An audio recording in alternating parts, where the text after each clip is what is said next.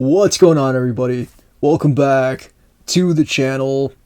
So this is a video type that ideally I would like to do at the end of the year, in which I'm talking about my favorite things from that year. However, 2024 was a super hectic year for me, and I wanted to get out my tour video January 1st, because that's like a custom on this channel that I always get my tour videos out January 1st, and I ended up getting my tour video out like January 6th, and that was not ideal.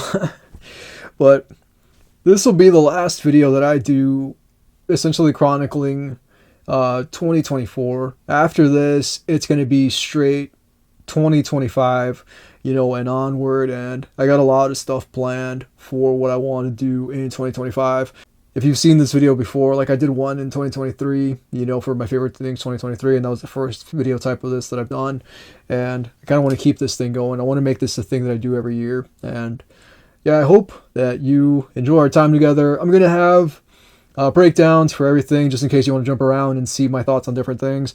So I'm going to open this video with digital manga, and then I'm going to go into some physical manga, and then we're going to talk about some anime, some movies that I watched that I enjoyed that came out last year, and yeah, and then by the end of it, at the end of the video, I'll give you my 5 favorite manga of 2024, and yeah, I hope that you enjoy our time together, because this is going to be a blast to run down this list.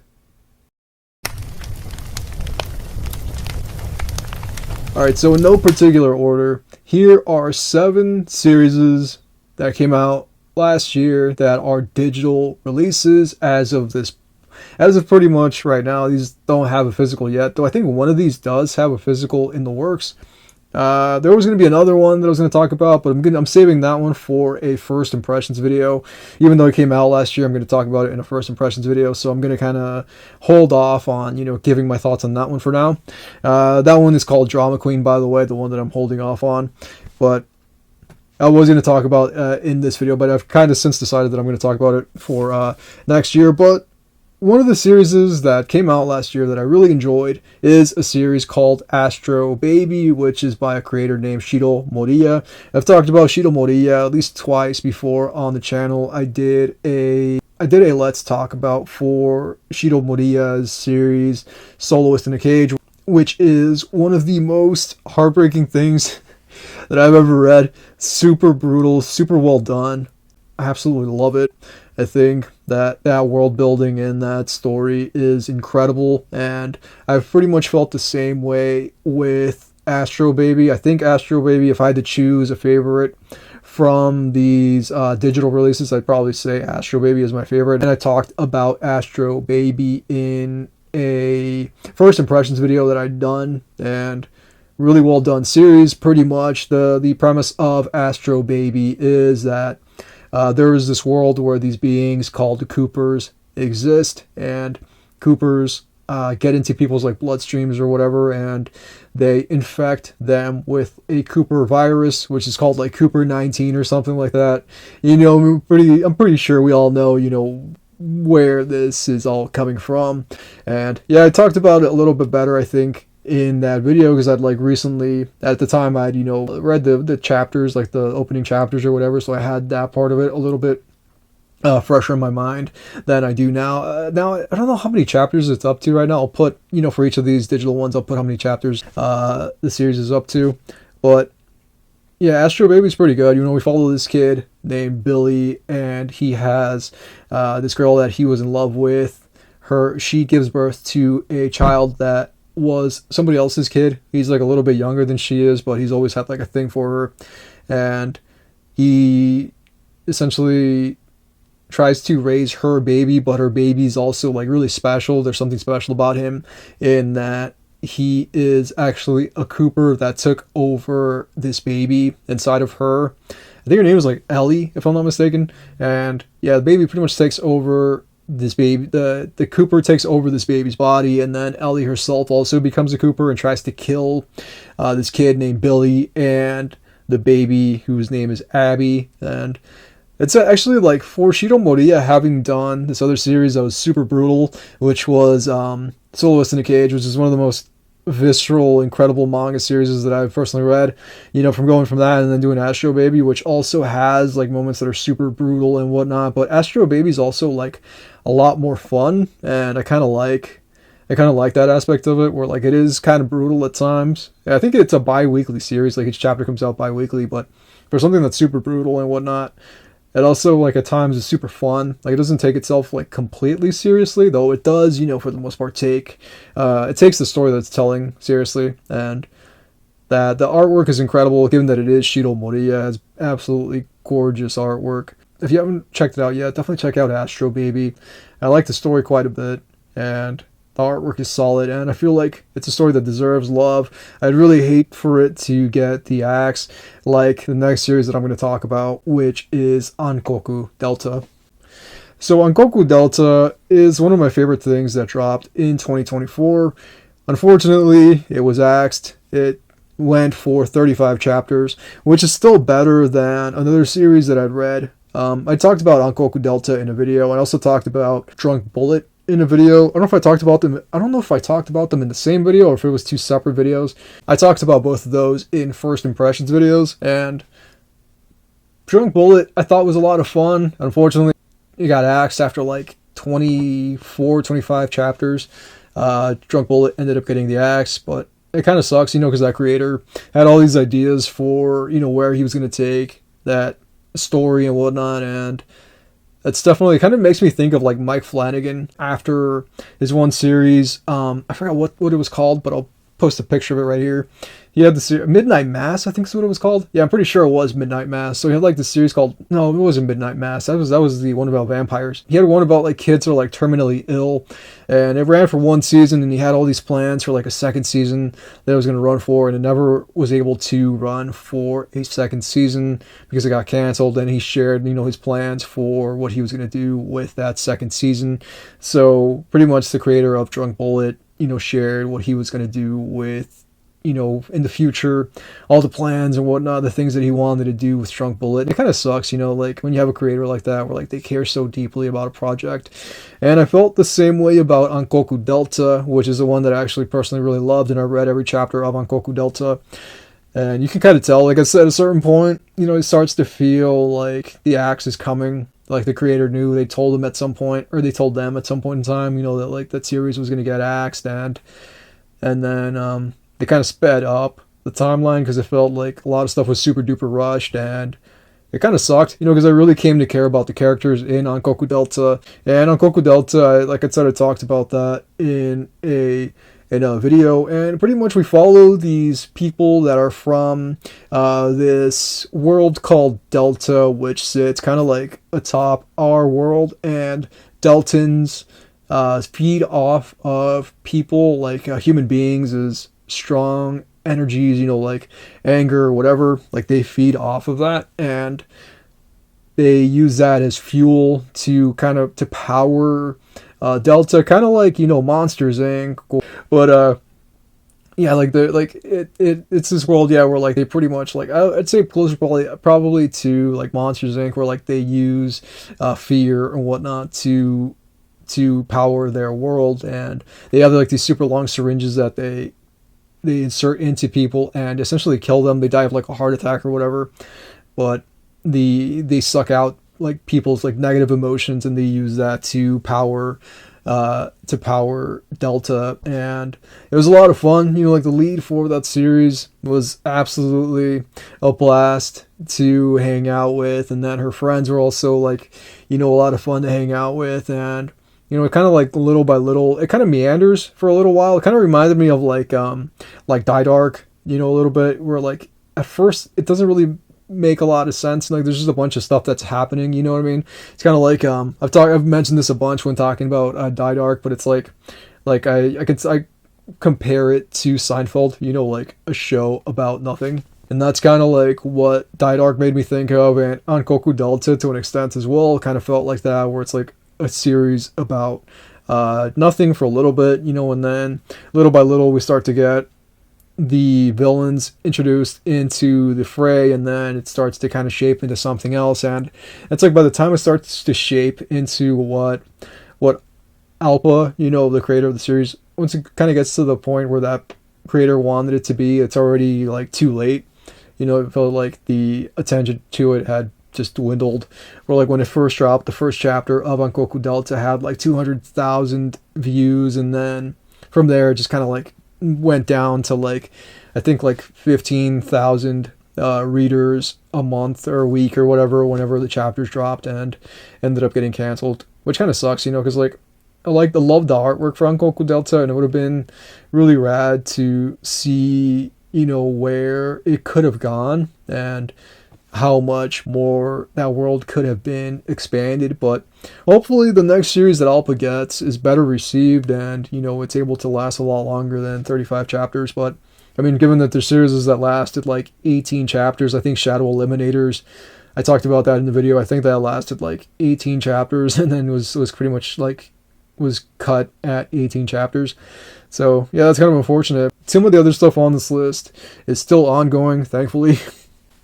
Like Mad is ongoing, and I love Mad. I think Mad is one of the wildest things that I read that came out last year.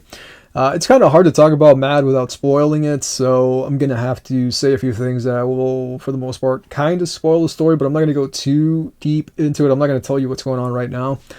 But Mad, we pretty much follow this dude named John, who is a one-armed fellow.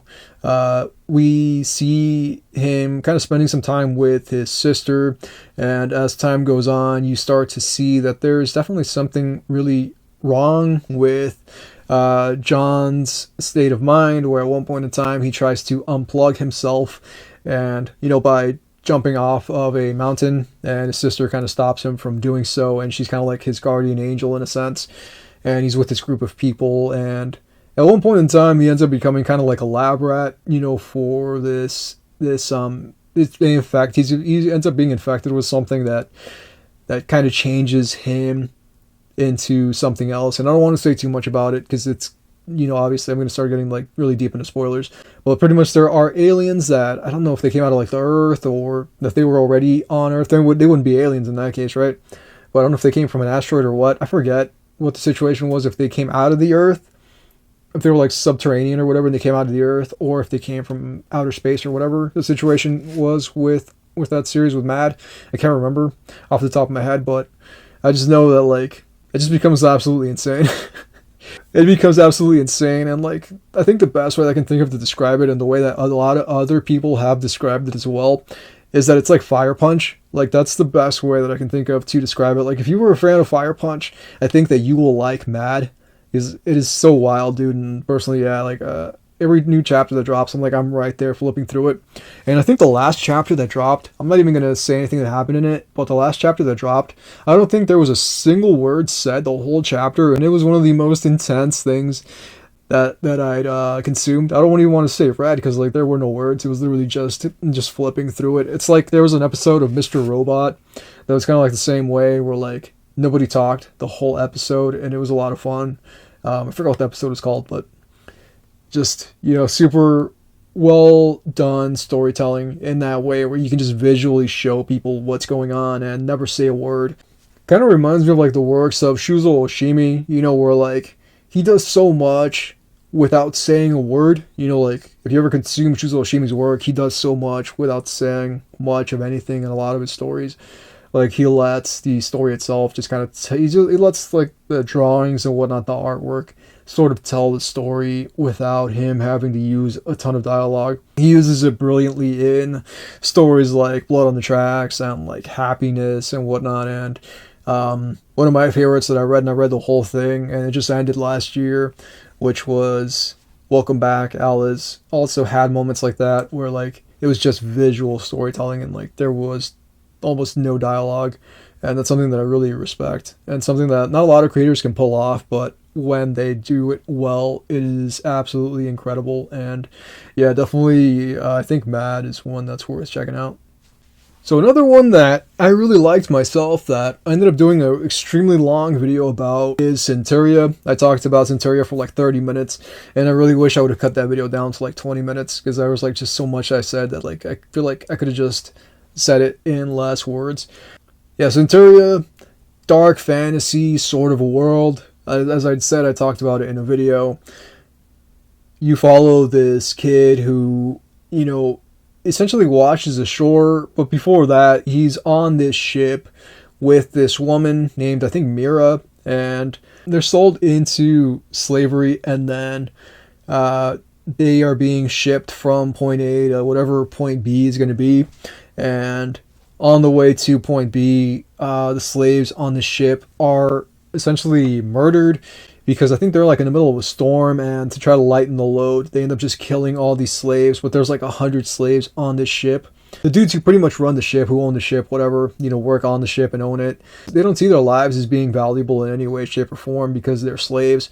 And this one kid and this lady who's also pregnant, form kind of like a family, if you will. And when a story does something like that, when a story like presents these two characters where like they're going to be a family, you already know that something terrible is going to happen. And that's the case with Centuria. Something terrible happens, and then this kid ends up getting these wild powers and whatnot, and he has these 100 lives of these people that were slaves that died. They all become a part of him, and they become a part of this overwhelming power that he now possesses. Him and the baby that, I think her name was Mira, the baby that she has, both end up possessing these incredible powers. And as the story goes on, the kid from Centuria ends up at this village, and he meets these new people and kind of essentially forms a new family. But bad things happen, and that family is kind of torn asunder. I'm not going to say what happens, for anybody that maybe hasn't, read Centuria, or you just started reading it and you're catching up with it. I don't want to start spoiling what happens, but it does get pretty brutal, and it stays pretty brutal.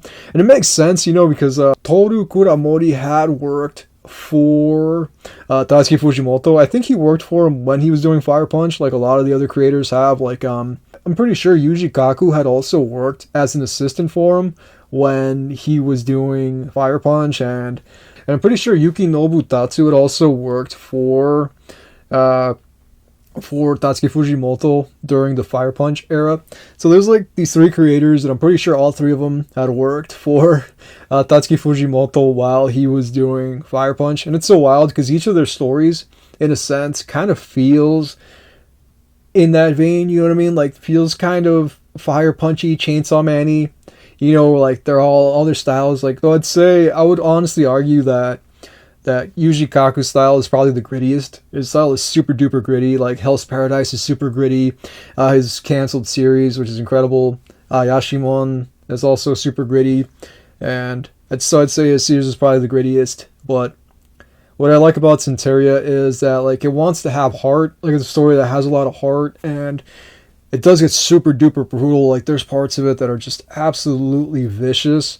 But there is, a family aspect to it, even though the family in many ways is crumbling or has crumbled and whatnot because of various things that happen. And I won't go into what those things are, to like not start spoiling too much of that series.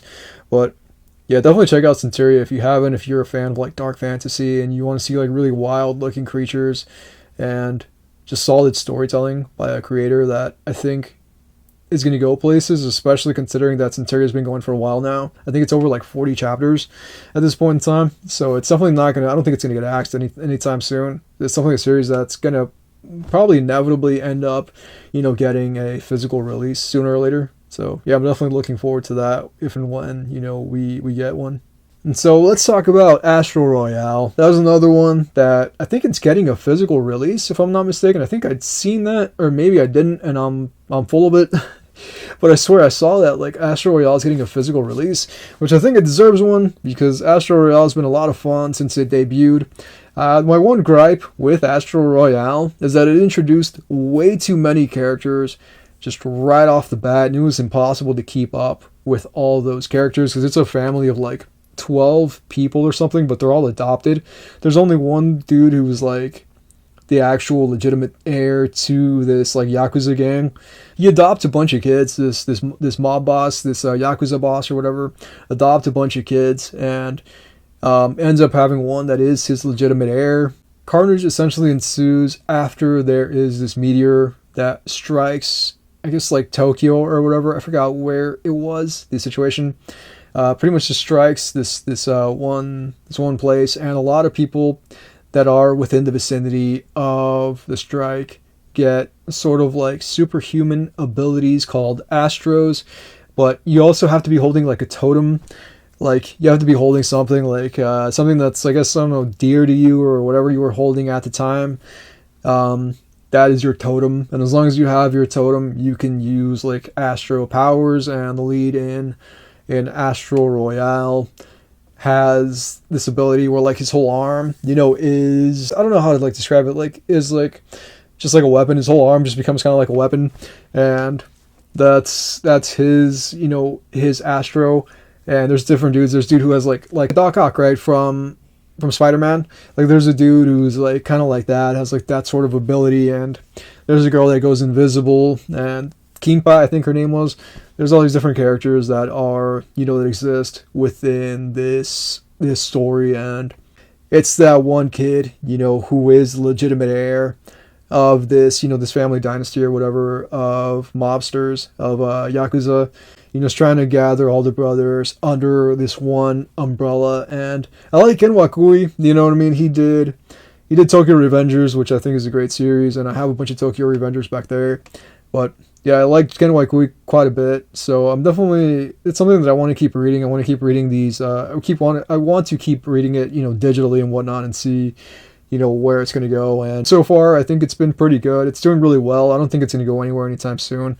And I'm pretty sure, like I said, we're getting a physical release in sometime, I think, this year. So that'll be pretty cool for people that maybe don't read on the Shonen Jump app, that, like to own the manga physically. Though I will be supporting it if it is coming out. Like I'm definitely going to support it. And, I don't really reread things physically. If I read them on the Shonen Jump Viz app, or even like the Manga Plus app or whatever, I usually just buy to support, because like I want to show my support for that series. And I usually do that for things that I keep up with. Like I've been doing it for Chainsaw Man for years. I do it for Dan to Dan. I just started doing it for Kagurabachi and Ruri Dragon as well, because I read all of those on the Manga Plus app. So alright, so next up we got Ichi the Witch, which is by Osamu Nishi and Shiro Usazaki. Ichi the Witch pretty much is about this kid who was a hunter. He was abandoned by his mom or whatever at one point in time in his life when he was like 5 or 6. He was abandoned in the woods, and he's left to die, and he's about to essentially game end himself, but ends up deciding to fight back, and he fights against this wolf that is trying to kill him. And it's kind of like a flash forward thing. He's a lot older now, and he is pretty much like a hunter, and he has this saying that's like death for death, and if he feels any ill will towards him from anything, in his mind he has the right to kill that thing. And there's like this huge owl looking sort of a creature that he sees in the woods one day, and in this world there are witches, and the witches hunt these things called magics, and he doesn't really know anything about that. He's just trying to kill things that are strong and whatnot. That's his whole thing. He just wants to kill really powerful things. And he ends up running into this being called King Uroro or Ururu or something like that, who was the king of it was essentially like the king of the magics or whatever. Or, he's like a really high ranking sort of a magic, kind of like Kurama or whatever his name was from Naruto. That's like the closest thing I can think of to sort of describe this dude as. And these are two creators, that came off of really popular series. Like one of them did Iruma-kun, and then the other one was involved with Act Age. So I don't want to go into that whole thing, but these are two creators that have like, really distinct sorts of art styles and whatnot, and just like creative visions. And it's cool to see them kind of come together and make this idea work. And so far, I feel like it really does work. Every chapter that I've read of Ichi the Witch has been absolutely strong. I think it is on its way, in my opinion, to become one of my favorite series that is ongoing. I can see this, eventually getting an anime, getting the physical release. There's no way in hell this doesn't get a physical release. I can honestly see there being an anime too at some point in time. I don't know when, but I feel like once it hits the mainstream, once it gets, an anime, because there's a lot of people that don't read manga. There's people that just watch anime. And I feel like once it hits the mainstream, I feel like this is going to blow up. This is going to be like a massive series. Like, it's already a pretty big series, because like it has a ton of readership on either like the apps, whatever it's on. Like, I know it's on the Manga Plus app. I'm not sure if it's on the Viz Shonen Jump app or not, though I'm pretty sure it is, obviously. And yeah, there's people that read it there, people that read it on the Manga Plus app. I myself read it on the Manga Plus app. So I feel like once it hits, that more mainstream thing, where like there's people reacting to the anime and then whatnot, I feel like it's going to absolutely blow up, and it definitely deserves to blow up, because it is such a wild series and so much fun. The characters are a ton of fun. Like once Ichi becomes a witch after contracting King Uroro, who pretty much himself says that like he can't be tamed by like any woman, and then Ichi comes out and says like, I'm a man. Kind of like a reversal of the I am no man thing from Lord of the Rings.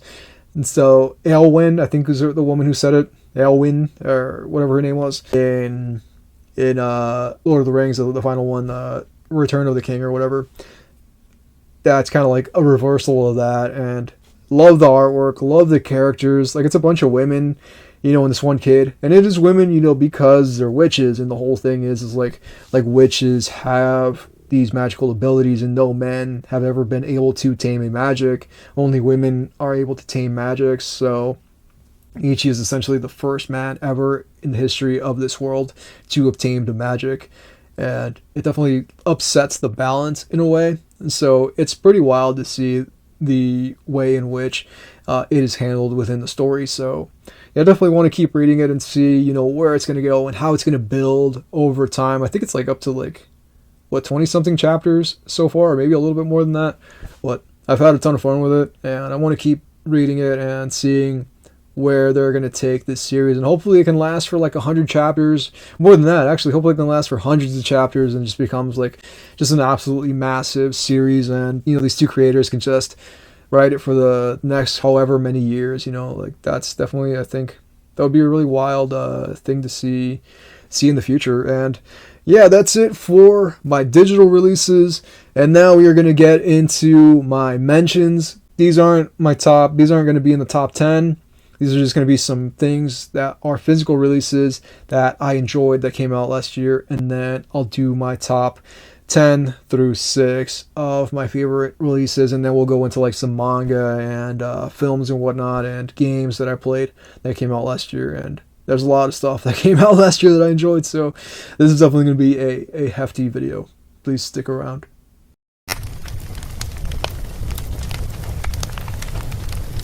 Alright, so these are my mentions. These are the ones that didn't make my top 10, but that I did enjoy.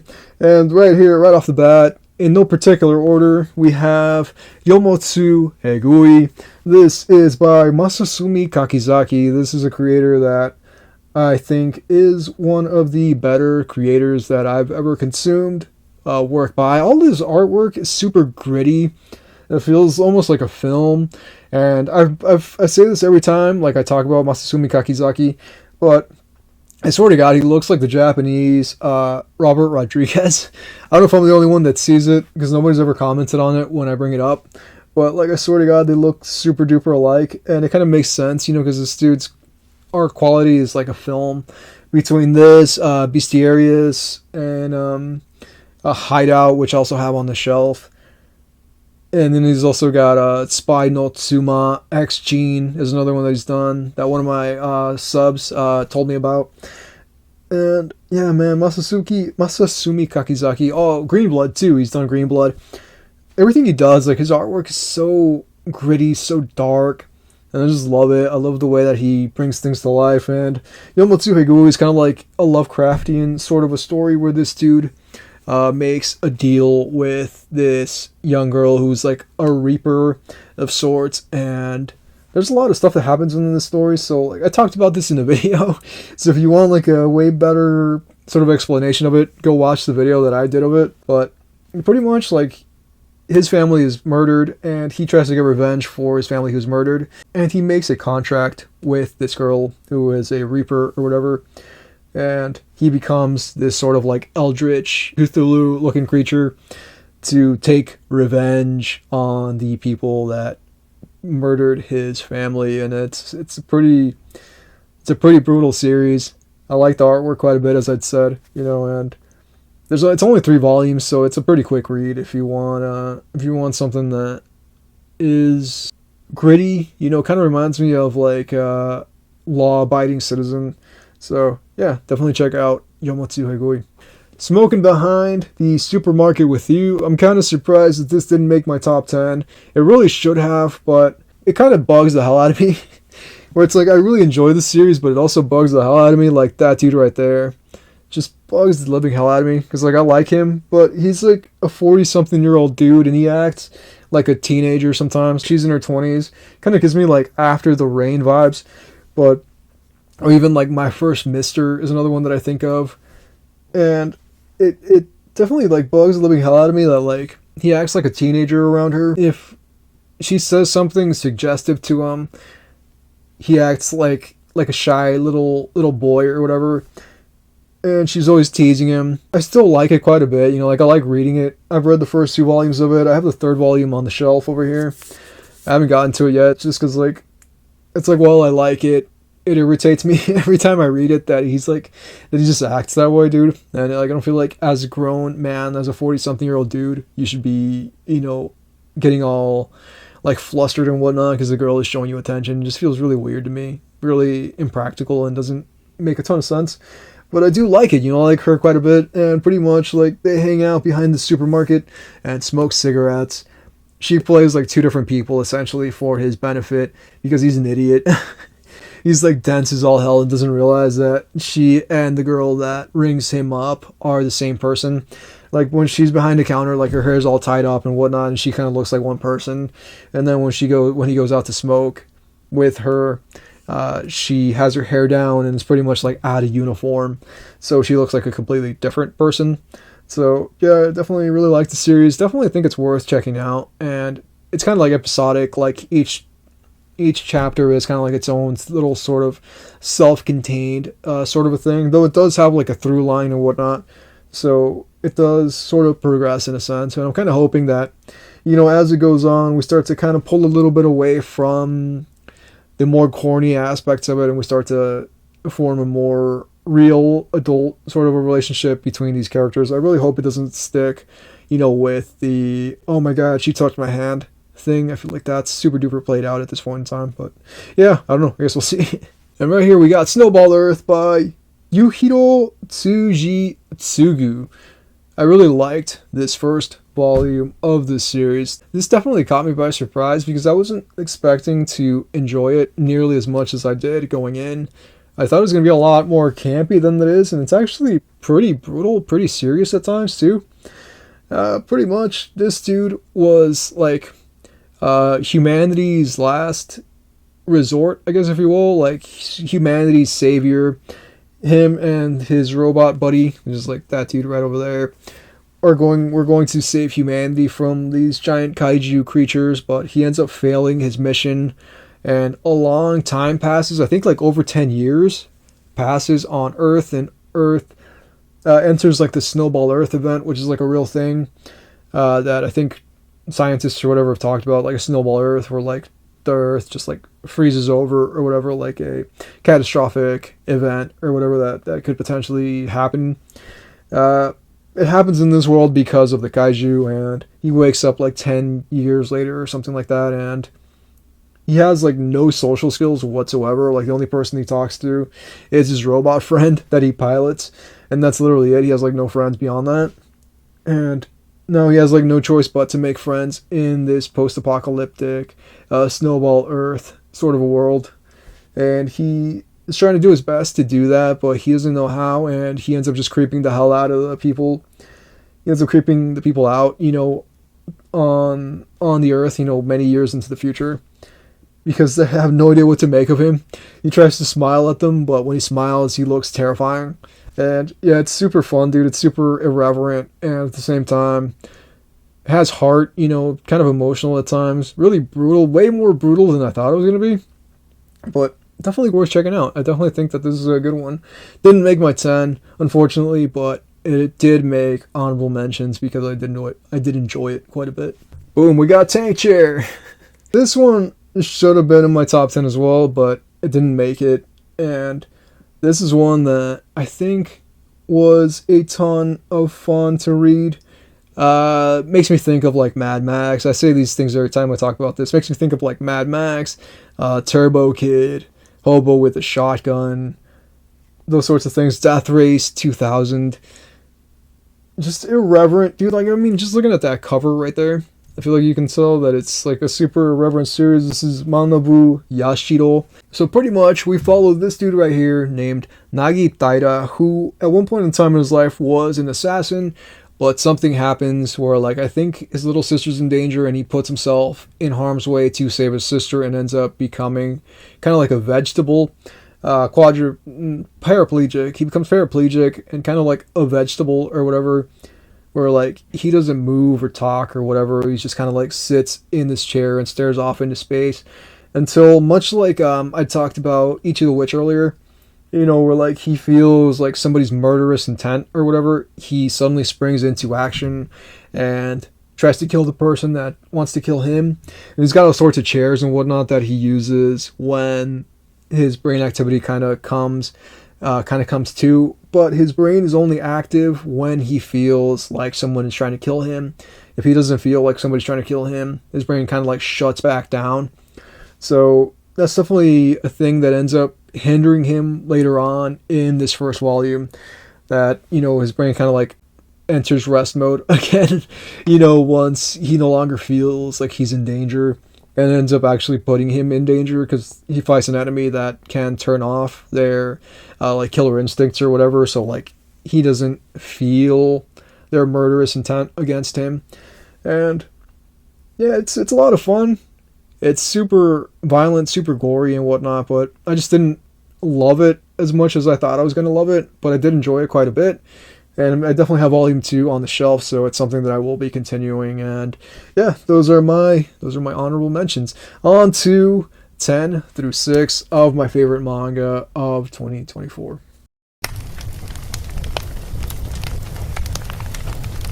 Alright, at number 10, we've got Versus. This one I enjoyed quite a bit. So this is by one, the story is by one, and the artwork is by Kyotaro Azuma. So Versus, the reason this made my top 10 is that I went into this blind. Like, I usually like to go into stories like without knowing literally anything about them, because like I like to formulate my own opinions about the things that I read when I do videos on this channel. I'm not like, I really don't watch a lot of like manga tubers. There's like 3 or 4 manga tubers that I watch, and yeah, for the most part, like when I read things, like I like to read them without having anyone else's thoughts in my brain and whatnot. Like I like to go into it, kind of having my own thoughts and opinions on a thing. So Versus is one of those situations where like I went into Versus not knowing a thing about this series and ended up being thoroughly surprised by the story. Ended up really liking it quite a bit. There is a sort of like portal situation where like portals to different worlds open up, and beings from other worlds pour into this world where these two characters exist. This right here is our lead character, Hallow, and then that's his brother named Zabi, and then that's a flying piggy named Pane. And it's such a wild story. So pretty much there's like 47 demon lords, if I'm not mistaken. But there's a lot of demon lords, and there's a ton of heroes as well, and he's like the 11th hero. I talked about this in the video. I've talked about pretty much everything on this list in the video. That's a manga, by the way. But yeah, pretty much he's like the 11th hero, and all these heroes go up against all of these demon lords. I think it was 47 of them, 47 heroes against 47 demon lords, and all of them fail in their mission to take out the demon lords.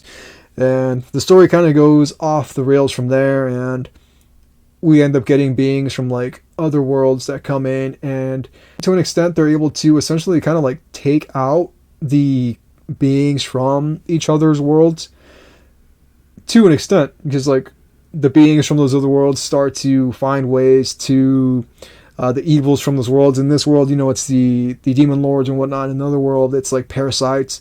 In other words, it's like robots and whatnot that are the threat, and they kind of find ways of kind of fighting each other's enemies and whatnot. And it kind of pans out a little bit. It kind of works out a little bit until like those enemies start to figure out ways to defend against, them, and it kind of becomes a little bit more hopeless.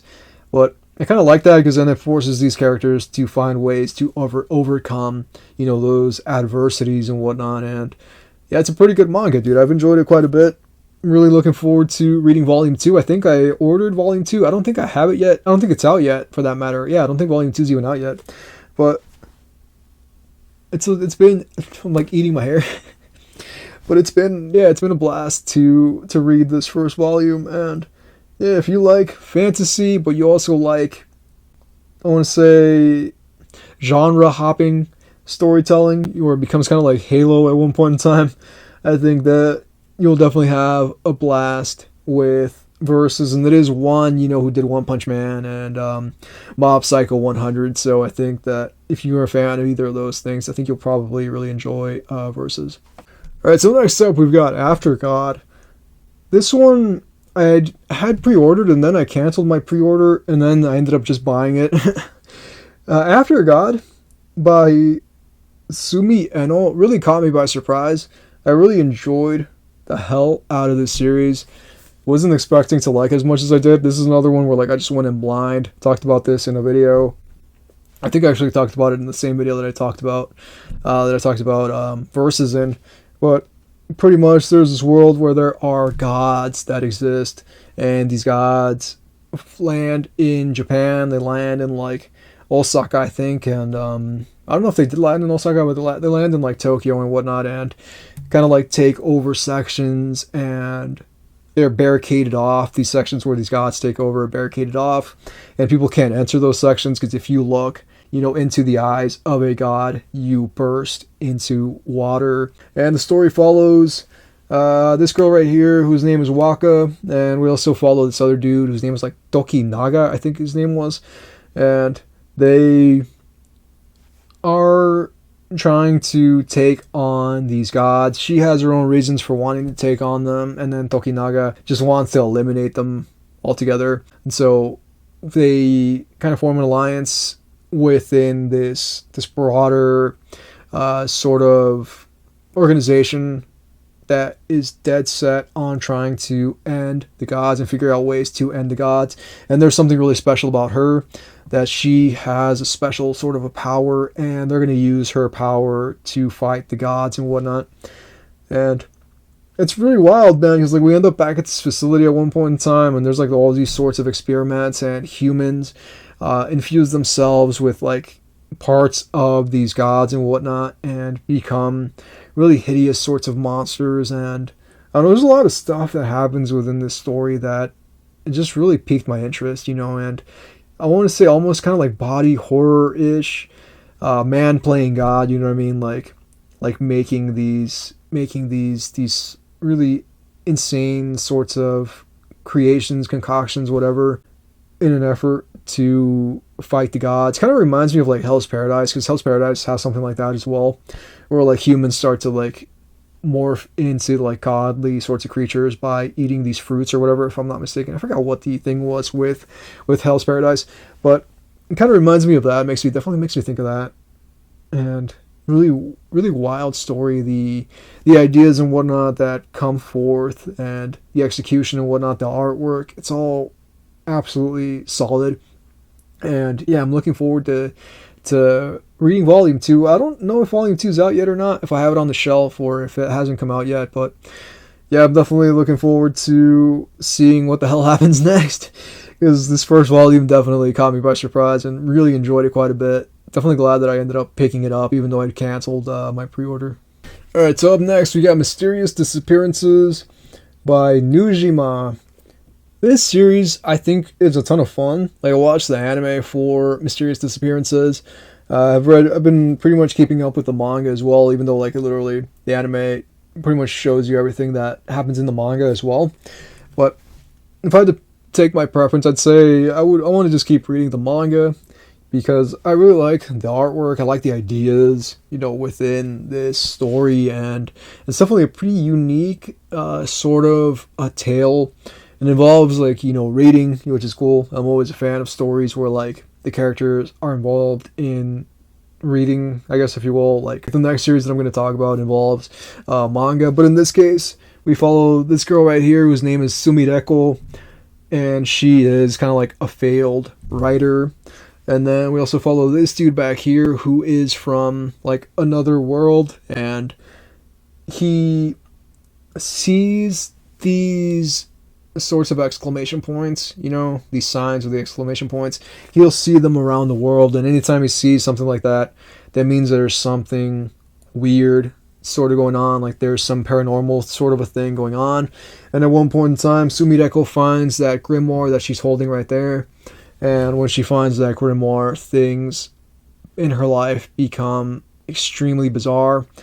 She reads from it, and when she reads from it, she starts to shrink to the point where she becomes like a child, and she's going to keep shrinking, kind of like in a Benjamin Button sort of a sense, where, like, she's going to shrink until she just basically disappears. With the grimoire, with having read from it, and, becoming young, she's kind of young anyway. She's only, like, I think 26 in the volume. I think it's like 26, 27. And she's able to become like a teenager or whatever, and when she does, like, she gets like this wealth of time and energy and whatnot to create, and like it's just pouring out of her. She's able to write and write and write. And at one point in time, he says that Rin, I think his name is, I forgot what his name is. I think pretty sure it was like Rin, but things happen with her kind of like gradually becoming smaller and smaller and smaller. But they're able to, in a sense, get it under control. And once that kind of happens, she uses her ability to become young or become different ages or whatever to help him, kind of sort out mysterious disappearances. And yeah, I really like that aspect of the story. It's a lot of fun. The characters are a ton of fun. There's also his little sister right there. She's a lot of fun as well. That's a pretty well drawn series in my opinion, and I kind of like that later on, Sumireko has these memories of when she was a little girl. She used to go like to this library or whatever, or this little bookshop, but it was like really hard to find, and she could only find it when she was a girl because it was in the middle of like these woods, because it wasn't actually like a real like bookstore. It was kind of like this fairy imaginary sort of a bookstore. But I don't want to get too into that, because I don't want to start spoiling too much of it. But really liked it, dude. I thought it was a really solid series. That's probably why it's like that's why it's sitting at my I think number 8 of this. And yeah, I got 2 more to get through, and if you've read any of the stuff that I've talked about so far, please let me know what you think about it. So yeah, let's keep this train rolling. Alright, so at number 7, we've got Tokyo These Days. This is by Taiyo Matsumoto, who's also done like Tekkon, Kincrete, and number 5. So Tokyo These Days definitely earned its spot because I love the artwork in the series. I love that it's about manga, and it's kind of like, I've described it in other videos, I think, as like the old guard, of like manga or whatever, kind of like the elite, like these figures of like a bygone era of manga, and they kind of want to come back together to tell a final story or something, to create like a final sort of manga. It makes me think of things like My Dinner with Andre or like Fallen Angels, where there's like a sort of nostalgia for a bygone sort of era. And I feel like Tokyo These Days kind of speaks to that in a sense, where like you have all these creators that were like, that have moved on, like there's one lady who used to draw like epic fantasy manga, and now she's just like a housewife or works. I forgot what she does. I forgot what she does in the volume, but she's kind of like moved away from that and like raised a family and whatnot. But once upon a time, she used to do like these wild battles or whatever, like these sort of like medieval like battles and whatnot. And she's starting to get back into it after she's contacted by this editor in this series. And it's just wild to see this, like to see this like old guard of manga sort of come together and try to make one final manga to try to like, rekindle that energy that they once had when they were young. And as somebody that's getting older, as somebody that's like getting older, dude, I kind of feel that, you know what I mean? Like, 'cause it's like we're not the center anymore, like millennials at one point in time, like we grew up with the internet, like the early stages of the internet, like dial up and whatnot, 56K modems. And we're old now. We're in our 30s now. We're all adults and whatnot, and it's so wild, when you think about that sort of stuff. And I don't know. I feel like this really speaks to seeing what you had once created and what you'd once been, and wanting to, in a sense, rekindle a part of that. And I think that's something that's really special, and that's probably why this made my list. So yeah, definitely check this out. It's not peak. It's not action packed. It's literally like these like 50-something, 60-something-year-old adults kind of looking at their lives and where they are and retirement and whatnot. So if you're into something like that, I think that you will enjoy Tokyo these days. All right, so at number 6, we've got Gachi Akuta. This is by Kei Urana. Gachi Akuta really caught me by surprise. This is another one that like I went into for the most part blind. Didn't know anything about Gachi Akuta when I picked it up.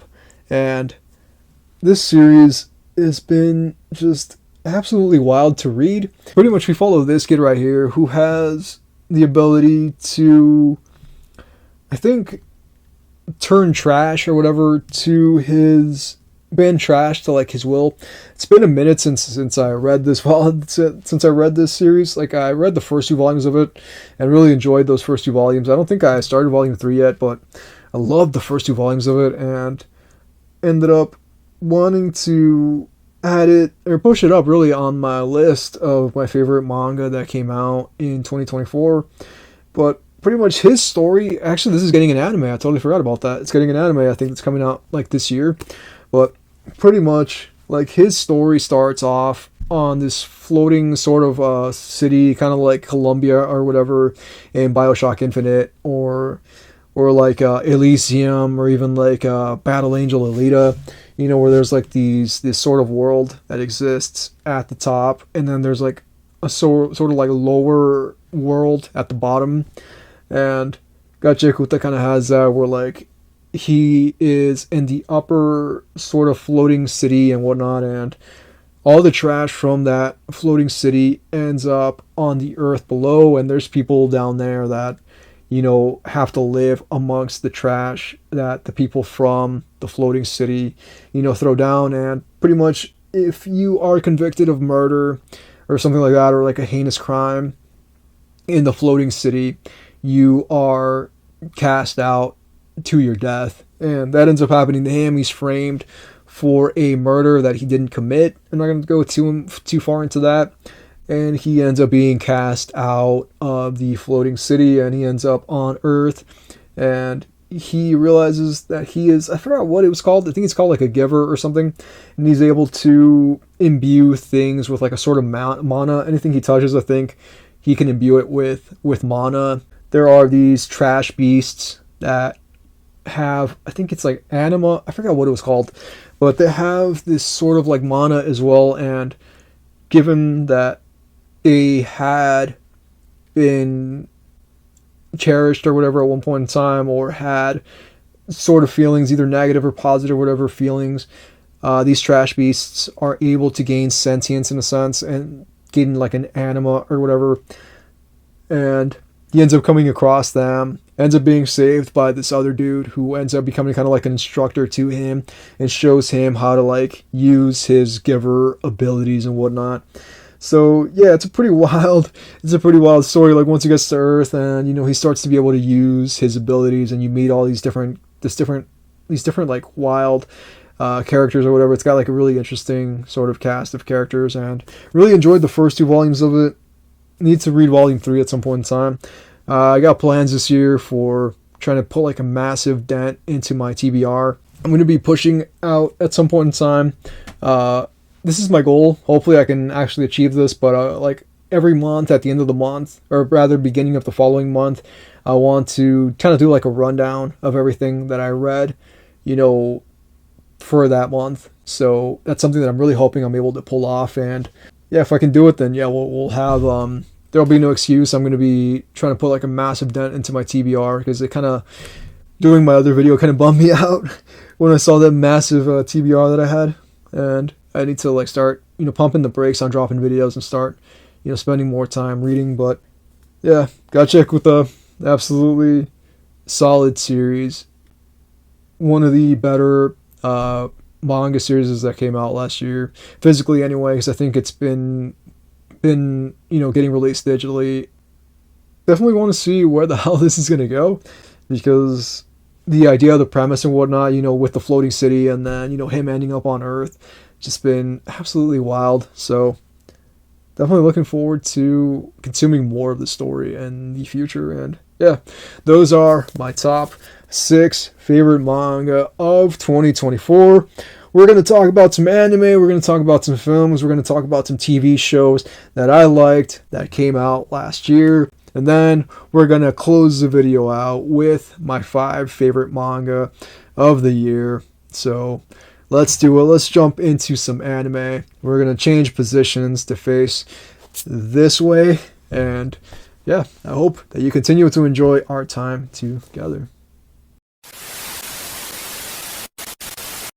Having trouble with a demon, or even just a witchy ex-girlfriend? Call Judd Constantine. He'll help you today. Do not call me Harry Potter. It's Judd Constantine, the Hick Blazer, baby. Cat got your tongue? Deceased grandpa coming back as a ghost to haunt you and get that money you owe him? Call Judd Constantine. People think I smoke them cigarettes called silk cuts. No, that's John Constantine. 1-800-JUDD for Judd Constantine. Some folks might think you need to put a circle of salt around you, but I'm going to show you the truth, baby. I'm going to show you the real magic, the real thing that stops them. And that's a circle of barbecue sauce, some bitch. 1-800-JUDD. Call today.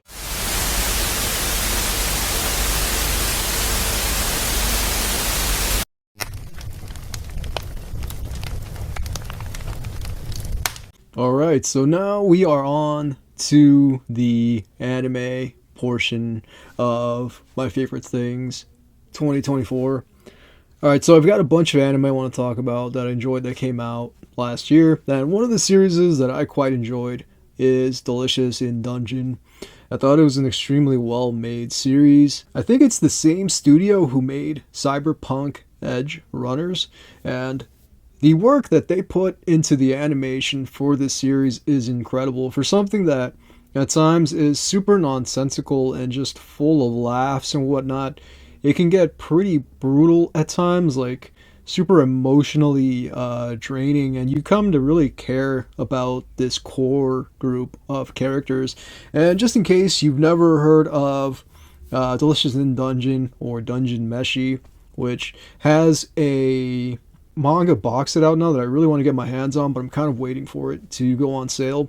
But the story of Dungeon Meshi, or Delicious in Dungeon, is that there is a core brother and sister duo that had a party of like 4 people, I think altogether, 4 or 5 people, or maybe 6 if I'm not mistaken, and 2 of them kind of break off, and then the other members kind of stay with the initial party after they are attacked in this dungeon by a dragon and this girl named Fallon, who is essentially like the protagonist's sister. The protagonist being this dude named Laios.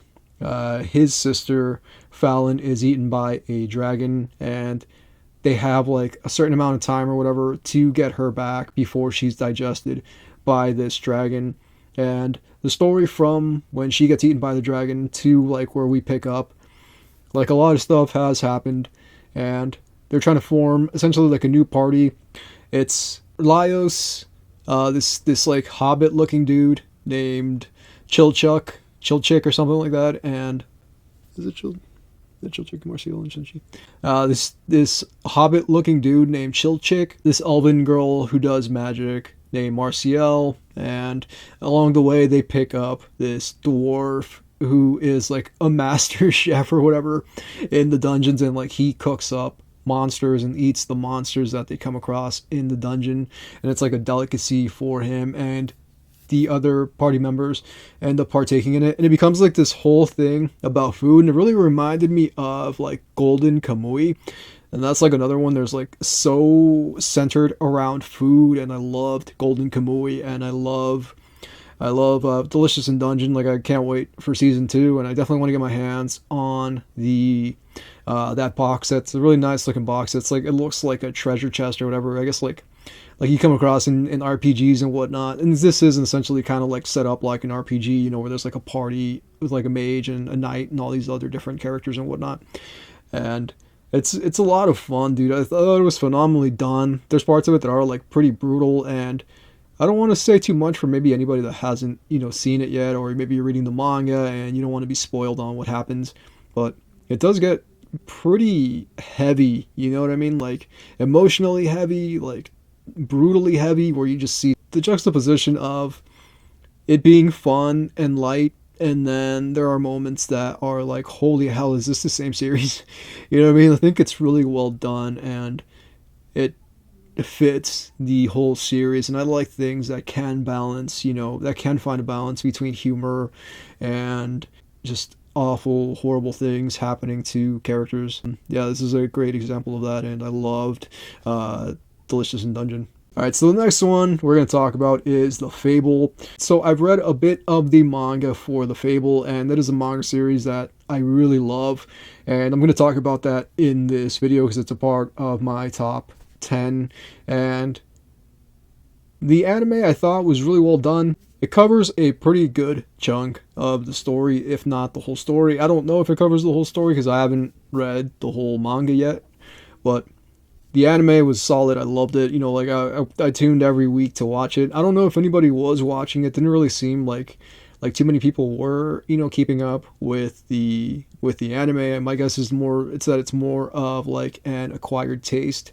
But for me, it was a lot of fun because The Fable does a great job of meshing, I want to say, humor and violence, you know, like, because there's a bit of violence, and there are also moments that are absolutely hilarious, you know, and our lead character is like this, I don't want to call him like a mass murderer, because what he does is a job, you know. He's not just killing people because he gets a thrill out of it, you know. He does it as a profession. He gets paid to kill people, and it's usually people that did something bad, guys that are involved in like mafia sorts of stuff, like Yakuza and embezzling, you know, those sorts of things. It's not just innocent people on the street that he's going after.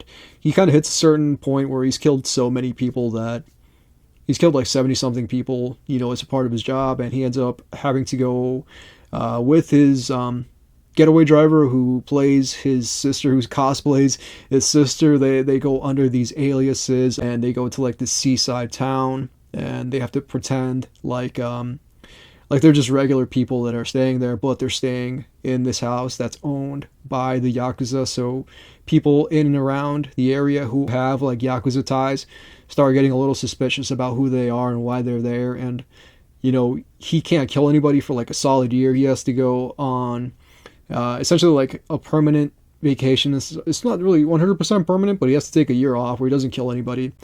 Fable, where he doesn't kill anybody, and he assumes the identity of Akira Sato, and then his getaway driver is Yoko Sato, and it's a lot of fun, dude. I think the ways, because he finds like MacGyver, you know, sorts of ways to not kill people, like makes a toy gun or something into like a functional gun, and he shoots. I forgot what the hell he shoots at people, but it's not lethal, and he finds ways around it. And I thought it was a really fun series. Enjoyed the living hell out of it. Super actiony, you know, and the comedy parts are really well timed. But I feel like it's another one like Delicious in Dungeon where like it does a great job of striking a balance between the humor and the more serious aspects of it. So yeah, it's another series that I thoroughly enjoyed. All right, we're going to talk about Dan to Dan next. I'm a massive fan of the Dan to Dan manga. I love the manga. I'm pretty much like caught up with the manga every Monday, every Dan to Dan Monday when a new chapter drops. I am there reading that chapter on the Manga Plus app. So I'm a massive fan, and I've got that poster back there of Dan to Dan with the 3 of the core characters from the series, or 4 rather, because Turbo Granny's up there too. But yeah, I'm a huge fan of Dan to Dan. I've done 2 videos talking about that series, and to see it animated was incredible. I went and saw the anime in theaters. The first 3 episodes were kind of like made into sort of like a film, and the only downside, in my opinion, to seeing it in theaters is there was like a near 20-minute interview. Not that it was like a bad interview, but like I felt kind of blindsided, you know, because like I thought it was just going to be like the episodes. I didn't realize they were going to do an interview as well, and it kind of went on for a while, but it was still cool, you know, because like you got to see the background and how they created it, and the voice actors and how they feel about the story, and you even got to hear Yoki Nobutatsu sort of talk about the series. So I thought that was pretty rad. Him and his editor, publisher, I'm not really sure, I think editor, kind of talked about the series, and like editor kind of like saying, I challenge Yuki Nobutatsu, you know, to kind of mess this series around a bit, change it up. And I thought that was really cool, you know, to kind of see that. And the series itself is really great. Watching the anime, got to an episode where, I don't want to say too much about it, but it involves Ida. I'll say that. It involves Ida and this character named Acrobatic Silky. Like, I won't say what happens, but because I remember when I read it in the manga, I was like, damn. And then seeing it animated really was like super emotionally draining and really well done. And there's a thing coming up in the Evil Eye arc that I'm not going to spoil either, but that was super emotional too to read in the manga, and just seeing it animated, I know it's going to crush me as well. So yeah, I'm super excited about that. And yeah, Dan to Dan was a ton of fun as well. And given that like I just love the manga, seeing the insanity that is Dan to Dan animated, I was super excited about it, and I'm still excited. I can't wait to see season 2, which I think is coming out pretty soon. So yeah, I'm not sure if it's February when it's coming out or when, but yeah, it seems like it's coming out pretty soon. So that's something that I'm definitely looking forward to this year. So yeah, that'll probably end up in my favorite things 2025 video eventually, probably in 26. All right, so I want to talk about one more anime before we move on to the next thing, and that is one that unfortunately was a massive letdown, and that is the Uzumaki anime. I really wanted to like it. I mean, I watched like the first 2 episodes of it, and it was 4 episodes. So like I remember when it was announced, you know, a while ago. Even before then, it already had been mentioned. It was in production or pre-production or whatever the hell. And this is a project that had been in production for a really long time, for years. And it was kind of disappointing, you know, where it finally comes out all these years later. And for me personally, I mean, I don't know if anybody else, like if you guys all enjoyed it, that's awesome. I'm not trying to like speak for anybody but for myself. And I was severely disappointed by it. I really wanted to love it. I went in with high hopes.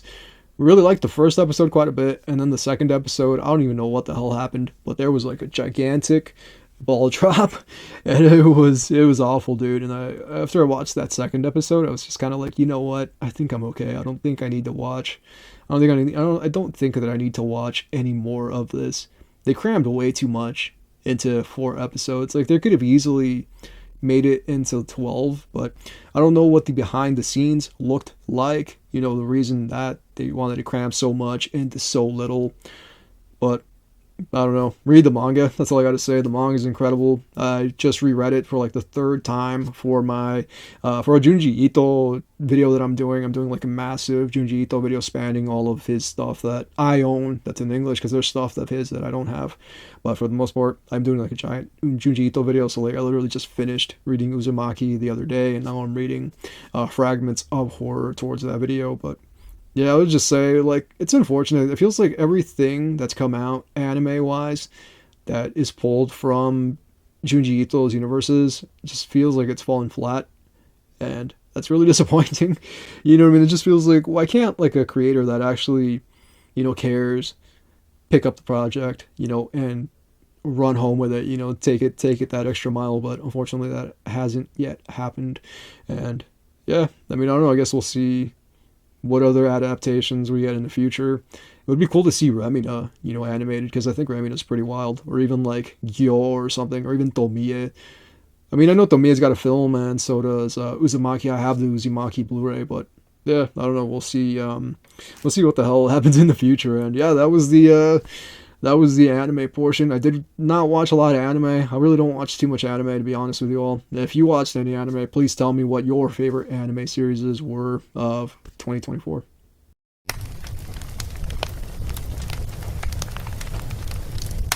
All right, let's talk about some films. So, I watched in theaters one of the wildest movies that I've ever seen in my life, and that is a film called The Substance. So this is a film that was directed by Coralie Fargat. I'm not really sure how her name's pronounced. It's French, and I don't really know French. Really well done film. Stars Margaret Qualley and Demi Moore. And I loved every second of this movie. I kind of wish that I'd gone to like a later screening or something, like maybe at night, where there would have maybe been like a lot of people. Because this is like a film where like it would have been phenomenal to see it in a packed theater, but unfortunately, when I went to see it, I saw it at like 10 in the morning, and I was the only person in that theater. Because there's something just wild about watching films in a packed theater. I feel like there's certain movies that you need to see around a lot of people. Like I saw Beau is Afraid in the packed theater, and that was a hell of an experience because people had like the most insane reactions to the things that happen in that movie. And there are some really just ridiculous things that happen in Beau is Afraid. It was the same thing watching Midsummer. I saw Midsummer in a packed theater, and that was a super wild experience as well. Lighthouse as well, I saw that in a packed theater. That was a wild experience. Uncut Gems is another one. I saw that in a packed theater. So there's some films that just would make so much sense to watch in a packed theater, and unfortunately I saw The Substance by myself at 10 in the morning. I loved it, Like I loved every second of it, but I feel like if I'd seen it with a lot of people, I feel like just hearing their reactions to some of the ridiculous things that happen in The Substance. The Substance, for the most part, is a film about this woman who's like an aging actress. She's like in her 50s and whatnot, like much like Demi Moore is in her 50s and whatnot. And I kind of consider it, and I think even Coralie Fargat kind of called it like a primal scream or whatever, like a female primal scream. And it definitely feels like that, after having consumed it. And I kind of went in as blind as I possibly could. I really didn't watch any trailers for The Substance. I hadn't even seen her other film, Revenge, at that point in time. I've since seen Revenge, and I like Revenge. And you can kind of see, the beginnings of her style in Revenge. And it's amplified like 100-fold in The Substance, and I highly recommend checking it out if you like film and whatever. If you just want to see an absolutely bad crap insane film, I think The Substance is going to be that film.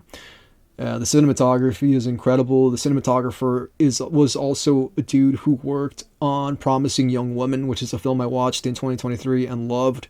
I thought that was a super difficult film to watch, super brutal at times, but I think it's also a necessary film to watch. And The Substance feels like that as well, like Coralie Fargat. I'm pretty sure she called it a primal scream, or somebody did, in a review or whatever. They called it like a primal scream, and it totally feels that way because you have this character who is like this aging actress, and she's given this opportunity to use this substance, literally called The Substance, and when she takes it, something is born from within her, and it comes out of her body, and it's like a much younger version of herself, and it's a separate body, and the two of them kind of share time, awake, and the other one's asleep while one of them's awake, and a lot of stuff happens, and I don't want to say too much about it because like I went in blind, and I feel like it's a kind of film where like you really should just go in not knowing a damn thing about it because it heightens the experience, and it is, in my opinion, sort of like a magnum opus. It feels like that. It feels like a film that this creator, even though it's literally her second film ever, I think, if I'm not mistaken, Yeah, because her debut was Revenge, so it's like her second film ever made. I feel like it is a sort of like a magnum opus. Like I'm genuinely curious how the hell she's gonna top this Substance if she makes a third film. But yeah, totally recommend it. Super gory, super insane. Reminds me of like Requiem for a Dream, parts of it too, and I think it's Demi Moore's like best performance literally ever. She absolutely killed it. She deserves all the awards for that performance. I think she won Golden Globe or something. I'm not sure what the award is that she won, but well deserved. She deserves all the awards.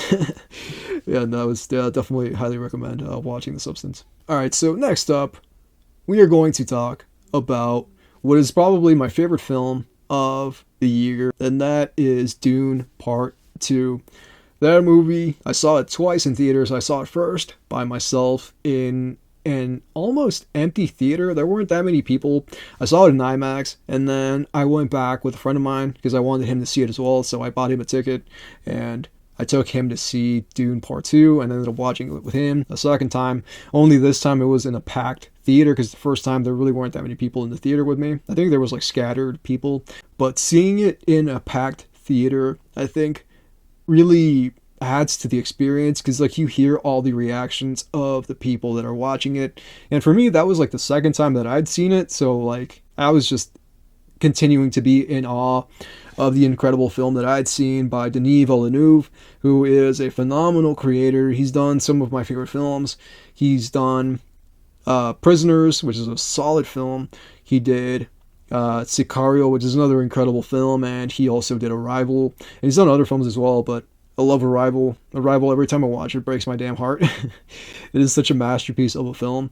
And Dune Part 2, I've consumed all the Dune books, not in physical, like I've listened to the audiobooks because I really don't have a lot of time to sit down and read books. I already like reading manga for this channel already like consumes so much of my time. I want to see him bring Dune Messiah to life, and apparently they're even going to be continuing and doing like Children of Dune, and I'm not really sure, but that's going to be without him. I don't know how far along they're going to go, but it's going to go into like Children of Dune, so that's what I'm really excited about because Dune Messiah and Children of Dune, I think, are two of the best books in that series. I think it's Roger Deakins, if I'm not mistaken, who did the cinematography for it. But there's so much like practicality and whatnot in like the way they did the backgrounds and whatnot. Like I don't want to say too much about it because it is part 2 and not part 1, so it's like kind of building off of something that was already established. And I don't know how many people have seen part 1, but as a sequel, honestly think it's like 100 times better than the first one. Definitely watch the first one so that this one makes sense, but this one, in my opinion, is a masterpiece. Nobody's going to change my mind on that. Literally, nobody's changing my mind, dude. That film, in my opinion, was a goddamn masterpiece, and I loved every second of it. So if you haven't watched either of them, definitely go watch them. Yeah, loved it, dude. Totally worth checking out. And yeah, that is definitely my favorite film of the year. And I'd say Substance is probably my second favorite film of the year.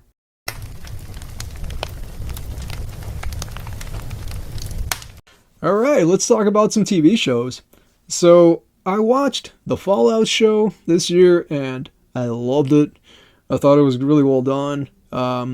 My favorite character in it is the lead, Lucy, who is played by Ella Purnell. And I first pretty much like saw Ella in Yellow Jackets, and I love Yellow Jackets. I think that is a great show. And I had no idea that she was also in Arcane, which is also on my list. And yeah, I had no idea she was in Arcane, and she even plays my favorite character from Arcane, which is a character named Jinx. So those are two series that I watched this year that I absolutely loved. Fallout, like I'm a huge fan of Fallout 3 and Fallout New Vegas, and I like Fallout 4, though it's not my favorite Fallout. I think Fallout 3 and Fallout New Vegas are my favorites, but seeing what is essentially one of my favorite series ever be brought to life was incredible. And I have a Pip-Boy, which I'll show you. I'll show you my Pip-Boy. I'll bring it up in like a side picture, or I'll show it over the top of this or whatever.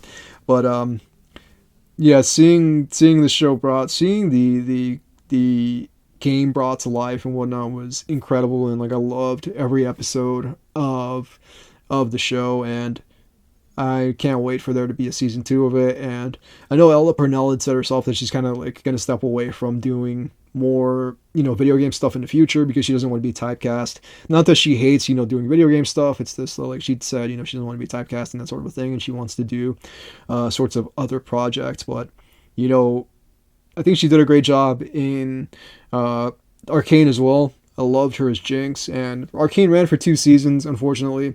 I feel like they should have really dragged it out for another season. If they would have made it 3 seasons, I don't even want to say drag it out, because they could have easily made 3 seasons. It felt way too fast. The final season felt like it was extremely rushed.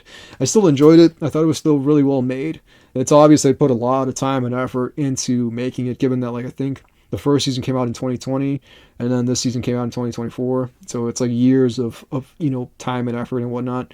But I feel like they could have, done another season. They could have, had like a middle season to kind of flesh out everything, and then, this ending would have made more sense, in my opinion. I mean, if anybody disagrees with me, that's totally fine. I think it's great that we would all have differing opinions on these things, but that's how I felt. And yeah, I felt a little disappointed. I loved it. Just overall, I think it's a phenomenal series. I own the 4K box set or whatever of the original first season. So yeah, it's something that I definitely do care about, and really wish we'd have gotten more, but what it is what it is. They closed it in 2 seasons, and onto the next one. All right, so another show that I feel like I need to talk about is The Penguin. That was one of the biggest surprises this year, or for last year, in my opinion. I think a lot of people's opinions as well. Like, I wasn't sure what it was going to be. I wasn't sure what I was walking into, but I remember a lot of people like praising the living hell out of The Penguin, and after watching it for myself, I definitely think that the praise is warranted. Colin Farrell as the Penguin, he loses himself in that role. Like, you forget that you're even watching Colin Farrell, and Kristen Melody also kills it. I think she did a great job. The kid who plays Victor did a phenomenal job as well. Everybody involved in that project, all the actors, the minor actors, the major actors, whatever. Mark Strong is in it, taking over the character. I think Falcone, who was initially played by the same dude who played the Jesus in The Big Lebowski. I can't remember his name right now off the top of my head, but he, I think, is a more terrifying Falcone, mob boss than the original actor who played him. Yeah, there's another series that had a surprise ending, really blew me away. I did not expect for the things that happened at the end of that first season to happen, and definitely leaves you thinking, definitely leaves you surprised and kind of disappointed. I was definitely, like, for the most part, disappointed, by how it ended. Not because I thought it was a bad ending, I just mean disappointed in the actions that this character took at the end. And I think that's kind of the point, like, they're showing you that this is not a good person. And I don't know, overall, dude, I thought it was really well made, and I don't know if it'll get a second season. I know Colin Farrell wants there to be a second season, but I mean, who knows? If it does get one, I'm there. I'll watch it. I thought the first one was solid and definitely caught me by surprise. So yeah, I'm excited to see. Even if there is no second season, I think it still stands as a standalone, just like single season. I think it really worked.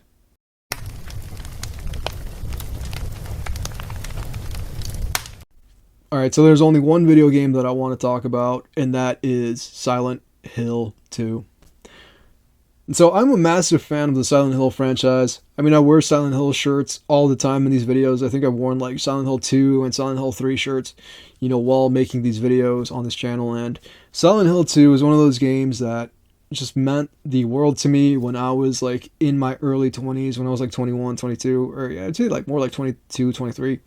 Like, I used to play Silent Hill 2 all the time, and Akira Yamaoka's soundtrack for Silent Hill 2 has to be, in my opinion, one of the most exquisite soundtracks that I've ever heard in my life. And they kind of revamped it a little bit. At least he's on it. He's on the project. Like, he came back, to kind of rework his own music. But I think that the original soundtrack for that series, for Silent Hill 2, is just flat out a masterpiece. I have the vinyl for that soundtrack, and that was the thing that, like, I used to collect a lot of vinyl, and that was the thing that, like, I really wanted to be pressed to vinyl at some point in time. Like I really don't collect vinyl anymore.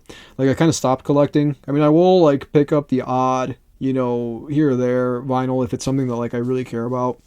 Like I picked up the Uzumaki vinyl ahead of the show, and I don't know if I regret it or not. I don't know if I regret it or not, but I mean, it's something that I care about, that I cherish. Like I have vinyl records for Elfen Lied. I've got 2 vinyl records for the Elfen Lied anime, the music from the anime, and I also have Evangelion. Like I have a vinyl from Evangelion, and it's literally the first video that I ever posted on this channel was my Evangelion soundtrack, which is almost like 4 years old at this point, which is really wild to even think about that. Like that's how long I've been doing YouTube.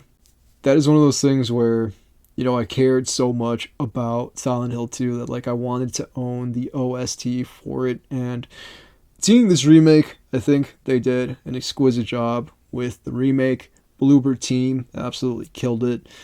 Start to finish, just an incredible remake. I don't think that, in my opinion, obviously these are all just my opinions. This is my favorite 2024 things after all, so these are all just my opinions, and I think that Bluebird team killed it. I personally couldn't find a flaw. It was super difficult at times, which I love. Like, I'm a masochist. I love difficult games. Like, Elden Ring is one of my favorite games ever. I've been playing Blasphemous 2, which is also extremely difficult. I played Stellar Blade this year. That was a lot of fun. I played Dragon's Dogma 2 as well. That was a lot of fun. That was extremely difficult as well. I love difficult games. That's like my bread and butter. I like a challenge. I'm a huge fan of a challenge. Every time I do a video, like I always try to like push. I think in a sense, to like make videos that like I have to find ways of making them interesting, and I think that's a challenge because anybody could sit down and just record like 2 hours of themselves talking, but how do you make it interesting? I don't even know if this is actually interesting or not. I don't even know if anybody's still watching. For all I know, nobody's even watching this far, but I think that being creative in any capacity takes a lot of time and effort, and you have to care about the thing that you're talking about or the thing that you're creating. And this Silent Hill 2 remake, in my opinion, is something that this whole team put a lot of love and effort into, and Bluebird team is working on something else, a different project that's also like a horror sort of a game, so I'm excited to see what the hell that's going to turn into. But I'd love to see them do 1 and 3, given that 1 and 3 are both connected. Silent Hill 1 and Silent Hill 3 are connected, so you couldn't just do Silent Hill 3. It wouldn't make sense without doing Silent Hill 1. So they'd have to do Silent Hill 1 and then do Silent Hill 3, and I really hope that they do, or somebody does, because that's a missed opportunity not to, sort of revamp those, and they can just pretend like the room doesn't exist. I'm just kidding, dude. But yeah, I definitely want to see 1 and 3, and yeah, 2, seeing James Sunderland, revamped, new voice actor and whatnot, seeing the town of Silent Hill revamped, hearing those opening lines, in my restless dreams, I see that town. Just, I don't know, it gave me chills when I first got into it, and started playing it again, and revisiting this place, and I had so much fun with it. Like I would just run around with the pipe at first, because you get first you get a wooden plank like you do in the first game, and then in the original game, and then later on you get like a pipe, and I conserved like so much ammo by just using the pipe to fight everything, and I would like legit parry everything. I have a video somewhere. I'm gonna see if I can show it to you, and not. Hopefully, I don't get a copyright claim. Not a copyright strike, but a claim. And like, I really don't want to get a claim for something that I spent hours of my life, between recording and editing, for somebody else to claim my video. But I would like just run around and just hit everything with the pipe. Like, it's true, I really did. Like, I conserved so much ammo. I had like 200 and something bullets, dude, because I just beat the living hell out of everything. And like, I took it as a challenge. I was like, I'm gonna play this like I'm playing Elden Ring or like Bloodborne or like Dark Souls or Demon Souls, because I played Demon Souls as well. I was like, I'm just gonna beat everything with the pipe. I'm only gonna use the gun when like I absolutely have to. If I'm fighting Pyramid Head or something, you know what I mean. Like that's when I will use the gun. If I'm fighting like Pyramid Head or one of the other bosses of the game, where like it's just easier to use the gun. I loved playing Silent Hill 2, dude.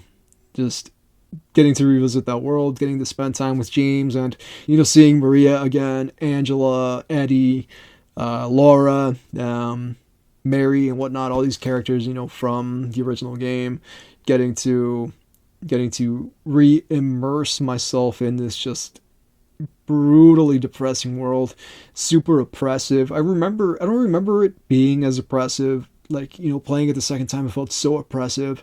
Like, every time I played it, just, you feel like so overwhelmed and whatnot. And I thought that was really rad, really well done. Because you just never know what the hell is around any corner. And that's great game making, and storytelling and whatnot. That as oppressive as the world is, you feel it as the player, like you're in this thing that is just absolutely soul crushing and whatnot. And I love stuff like that. I don't know what that says about me as a person, but I love things that are soul crushing.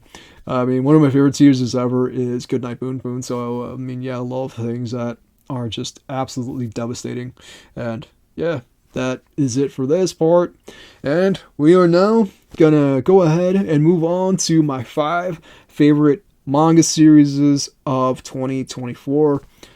And yeah.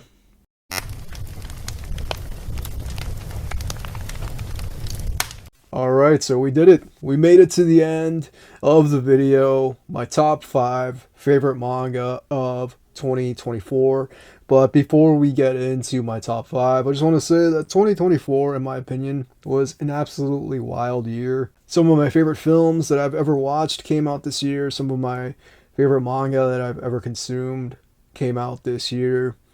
Physically, anyway, in English, because some of the stuff's been out for a really long time in Japanese. It just got licensed, in 2024. But I'm definitely looking forward to whatever the hell we're going to get in 2025, because there's a ton of stuff that should be dropping this year, and I'm really excited, for what 2025 is going to bring our way. So, all right, so at number 5, we've got The Fable. I did a video about the series, and this is one of those series, in my opinion, that just gets better and better as it goes. In this series, we're introduced to a hitman named Fable, as he essentially goes around and kills any and every target that he is assigned to take out. Because of the fact that he's like so prolific, I think he's got like 70 something confirmed kills or whatever. Like, he's too prolific, so his boss wants him to essentially like lay low for a while, for a year. And in this whole year where he's laying low, he cannot kill anybody. He has to kind of navigate this underworld, essentially like Yakuza and whatnot, and try to stay clean, keep his hands clean. But inevitably, he does kind of get pulled back into that world, and he does his best to, not take anybody out. So it's a lot of fun. There are moments of it that are like, a lot more serious, and I love the artwork in this series. It's absolutely gorgeous. There's an anime too that I watched and really loved the anime. And getting these omnis has been a blast. I think I have the first 4 of them so far. Spending time with this character right here, Fable, or as he goes by after, he's relocated or whatever, kind of like a witness protection sort of a thing almost. Except for like, he's laying low, and he's doing so with this girl right there, who is his getaway driver, and they assume the identities of brother and sister. He's Akira and she is Yoko, but they're both pretty skilled, I guess assassins. She's not as much of an assassin, I think. I don't think she's actually killed anybody in the series. And he has definitely, killed a lot of people, obviously, since he's got like 70 something confirmed kills. This thing was a ton of fun. Like, the series was so much fun, dude.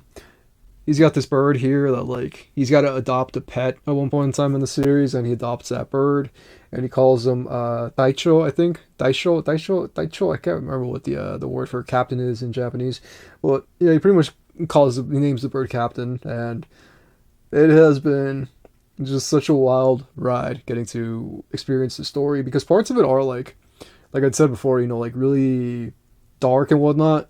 Like, the drawings are super serious and whatnot, and it feels really, really dark and mysterious and whatnot. And then parts of it like are just really goofy, because all around he's just like, when he's not in Fable mode, when he's not in killer mode, he has kind of like a method, where like he taps his forehead. You know, he taps the finger to his forehead to get into character, so to speak, to get into like the character of like a soulless, cold-blooded killer. And when he does that, you know, he gets the job done. But then when he comes out of that mode, he just watches like really dumb sorts of like comedy. There's this comedian who he is a huge fan of, and when he watches them, he just like bursts into just raucous laughter, and that's super nonsensical at times, dude. I think the balance is really well struck with the Fable of being really brutal, because there are moments of it that are essentially, I want to say almost like bloodbaths and whatnot. Even like the beginning where we first meet him, he just like takes out a whole crew by himself, and then immediately after he's watching this comedian and laughing his ass off like a child. You know what I mean? And it's such a hilarious juxtaposition, you know, between the two halves of this one person. And yeah, this is a series that just gets better and better. We're introduced to more people, and it does get better, you know, and better and better. Definitely worth checking out with these nice thick omnis. This is essentially the series being debuted in English with these omnis, because as far as I know, I don't think it had singles in English, and hopefully this year we get more stuff. Katsuhisa Minami pretty much just killed it with the Fable, and there's a lot of other series that like I wish would get, you know, a physical release in English, even get an omni release in English. I would love to get Jagan, and maybe one day we will get Jagan, but for now, I'll take whatever I can get. I know we got the Climber coming soon, and that's going to be in an Omni as well, so I'm super excited about that. And yeah, this is my top 5.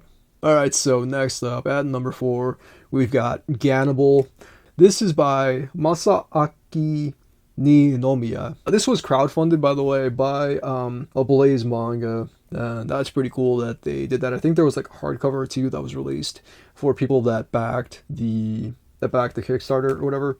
We follow an officer named Daigo Agawa in Gannibal, and he and his family, pictured right there, move to this small town.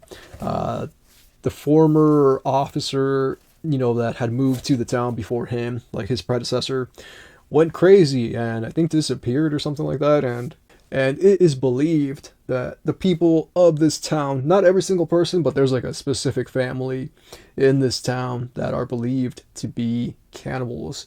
And what it makes me think of is like a bunch of different things. Like it makes me think of like The Crazies, the film The Crazies. There was a George A. Romero one, and then there was one that was a remake that came out in the 2000s.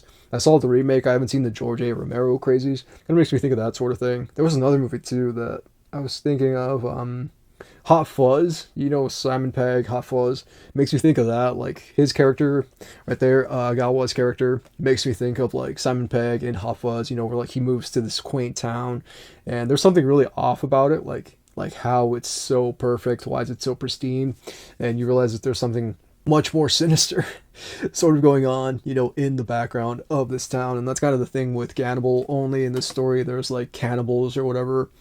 And there's a lot of allusions to cannibalism. Like you meet this old dude right there that's a super terrifying looking figure. And I've read the volumes that I own of it, and I've enjoyed every single one of them. It just gets more and more insane as it goes. And like, yeah, pretty much, man. Like as you meet the family, like when Agawa first meets the family, one of them shoves a shotgun in his face and pretty much just like starts screaming at him like a psychopath, dude. And yeah, it goes like 0 to 100 pretty quick at times. The characters are all nutcases. Like all the townsfolk are just absolute nutcases. Such a wild read, and it just gets more insane as it goes. It's one of those series where like you kind of wonder how the hell the creator was able to drag it out as much as he did, because the escalations just keep getting wilder and wilder.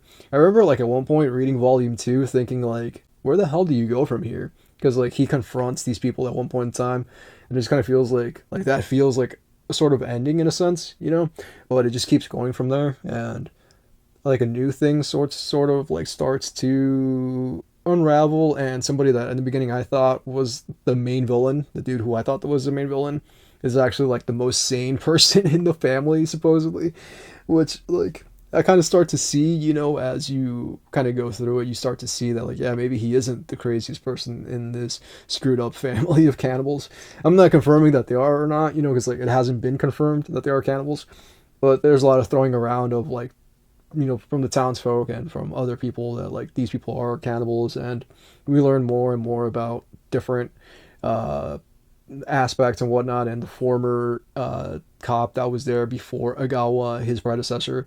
We learn more about him and how things start to kind of look like he really was just going crazy and whatnot. And but then there's other things that happen that kind of make you question, and I like that. I like a story that keeps you guessing, and this is a story that 100% will just keep you guessing, like, what the hell's going to happen next, where is it going to go. And yeah, that's why it's at my number 4. Absolutely violent, gory bloodbath, mysterious, like tons of stuff going on. Just feels like a fever dream is a way that I think of to describe it. It just feels like a fever dream, and you're just like, did I really read that? Did that actually just happen? But yeah, dude, definitely worth checking out. My number 3 pick of 2024 is going to be Kingdom of Quartz. This is one of the most beautiful looking manga series that I've ever read in my life, dude. Bomb Hat has just absolutely killed it. Bomb Hat or Bomb Hat, I'm not really sure. And so we follow in the story of a Kingdom of Quartz. This girl right here, whose name is Blue, and Blue has black wings, which makes people think that she is a demon. I've talked about all of these in various videos. I think I talked about this one and the one before it, I think in the same video, if I'm not mistaken, or at least 2 separate videos. I'm not even sure, to be honest with you. This series has been just absolutely gorgeous, you know what I mean? Like, everything about it has been, it feels like whimsical, like a dream. Like the other one felt like a nightmare. Well, this one does, in a sense, later on start to become kind of a nightmare. Kind of reminds me of, like, what's funny is in the back. I was going to say it reminds you of, like, Madoka Magica, but on the back it actually says, for fans of Madoka Magica and Witch Hat Atelier, which I plan on reading this year. I really want to read. I would really like to read Witch Hat Atelier this year. And yeah, it kind of says that it's for fans of Madoka Magica, which totally makes sense because this story takes, like, one hell of a 180 at one point in time. There was, like, an extreme surge of super brutal graphic violence that I was super duper taken by surprise by. I did not expect the series to be, like, violent or gory in any way, shape, or form. I thought it was just going to be, like, a cute series, because, like, I am a fan of, like, sorts of, like, cute manga and whatnot. I do like super brutal stuff, like I like Animal and whatnot, Berserk and all those sorts of things. But then I also have, like, a side of me that likes things that aren't, super dark and violent and brutal. And I kind of thought that this series was just gonna look pretty, because it does look super pretty based on the artwork, and it is, like, a gorgeous story, dude. Like the drawings and whatnot of the angels and the Celis, as they're called in this world, they're called Celis, and the drawings, the way that everything looks is absolutely gorgeous. The details and everything, all of the world building that went into creating this series, I think is exquisite. It's super beautifully done. You can tell that the creator here took a lot of time and effort to build this world. It doesn't feel like something that, this person just sat down and started writing. It feels like something that they'd planned out and they knew where they wanted, each piece of this puzzle to fit. For me personally, I felt like no part of this has been a miss. I've enjoyed it start to finish, and I'm really looking forward to seeing where we're going to go in Volume 3. Volume 3, I do not think is out yet. This has been releasing pretty slowly. Yeah, I think this is more or less kind of close to where the Japanese is, but don't quote me on that because I could be wrong. Given how unpredictable the first volume of it was, I'm super excited, and I can't wait to see where the hell it's going to go with each continuing volume. That advances the story of our girl here, Blue, who I think is a great character, because you see her as, like, this young orphan girl who has her world essentially, like, turned upside down by the events that befall her and her friends. She's an orphan, and one day she meets this prince, Cassian or something like that. I think his name is, like, Cassian, but she meets him one day. She falls into his arms, and she doesn't know what she's doing or whatever. She's never been around royalty and tries to shake his hand, which is essentially like a crime that's punishable by death, for trying to touch the prince. And given that she's got black wings, people see her as being like a demon and whatnot. And because of her wings, they throw like tomatoes at her after, after he had saved her or whatever. And then she goes and tries to like shake his hand. And he kind of like protects her. He wraps his wing around her to keep the tomato from hitting her and kind of tells people not to call her a demon. But as soon as he leaves, they resort right back to calling her a demon. And regardless of that, she still tries to protect her home. At one point in time, these like I guess demons or whatever, these huge eyeballs attack the. So it's like a huge sort of, I kind of want to call it like spherical sort of a thing. Like there's sections of it. It kind of like reminds me of like Attack on Titan, where there's like different walls or whatever, that make up this greater sort of society. And it's kind of the same thing with the Kingdom of Quartz. Only there aren't titans in this. It's just like it's like demons and whatnot. Like outside of this city, there is only blackness, and in the blackness is where the demons exist. And so pretty much when they attack at one point in time, her world is turned upside down, and everything she knew and cared about kind of goes out the window, and she's forced to, fight or flight. And she does take up action, and from there she is transformed into something else, and a power within her is awakened. And I don't want to say too much about it, because I don't want to get too deep into spoilers. Or if you want to hear more about it, you can watch the video that I did about it. I think I talked about it in a currently reading. I think it was my winter currently reading video where I talked about Kingdom of Quartz. But yeah, this definitely deserves, to me, it deserves my number 3 spot, because it just totally caught me off guard. It didn't do the thing I was expecting it to do. I thought it was going to be like a super cute manga, and it actually turned into one of the more brutal things that I read this year. So yeah, this is cannot wait to see where the hell we're going to go with this in the future. Alright, so my number 2 favorite manga of 2024 is Search and Destroy. This is by Atsushi Kaneko. This is based on Osamu Tezuka's Dororo. This kind of makes me think of various things, but pretty much what this story is ultimately about is that this girl right here, Hyaku, has all of her limbs and just different body parts or whatever stolen from her at birth. 47 robots, or creech as they're called in this world, steal her different parts. Like they take her eyes, they take her tongue, and they take her hands and whatnot. They take pretty much like her whole body apart, and she is essentially given like a machine body, and only like I guess I don't even know how much of her original body still exists, after everything that has been done to her. And she is essentially like the embodiment of rage, of wanting to get vengeance, for what was done to her. And as we go through Search and Destroy, we follow Hyaku as she hunts down the different creech or robots that took parts of her, for themselves. And there's like a post-Soviet aesthetic in it. Like you can kind of see it on the cover there. There's like a pretty strong post-Soviet aesthetic, and then she's wearing the I don't even know what to call it, but she's wearing that post-Soviet hat. Like I don't know the name of it off the top of my head. I'll put whatever it's called here. But there's something really special, in my opinion, about this series, and this is something that, even though it's not an original work, and this creator did another series called Death Cove that like I really want to read at some point in time. It's not in English, unfortunately. It did get released in Spanish, but the volumes I think are like $400 each volume because it's out of print in Spanish or whatever. But I'd love to read more of this dude's work. I'd like to read something that was actually his original idea, given how incredible I felt that this was and how much I loved Search and Destroy. Yeah, post-Soviet world. It makes me think of things like Blade Runner. That's like first and foremost what comes to mind. It being based on Dororo, obviously, there should be some Tezuka influences there. And it also makes me think of like Galaxy Express, 999 kind of makes me think of that, where like there's this kid whose mom is killed by like robots that were formerly human beings, and in that world of in the world of Galaxy Express 999, people give up their humanity to become essentially robots or whatever and live forever. And this kid's mom is killed by these robots. And that's a pretty wild story as well. It features characters like, I think it was like Captain Harlock or something like that. But there's a bunch of different characters, that kind of like have branching stories.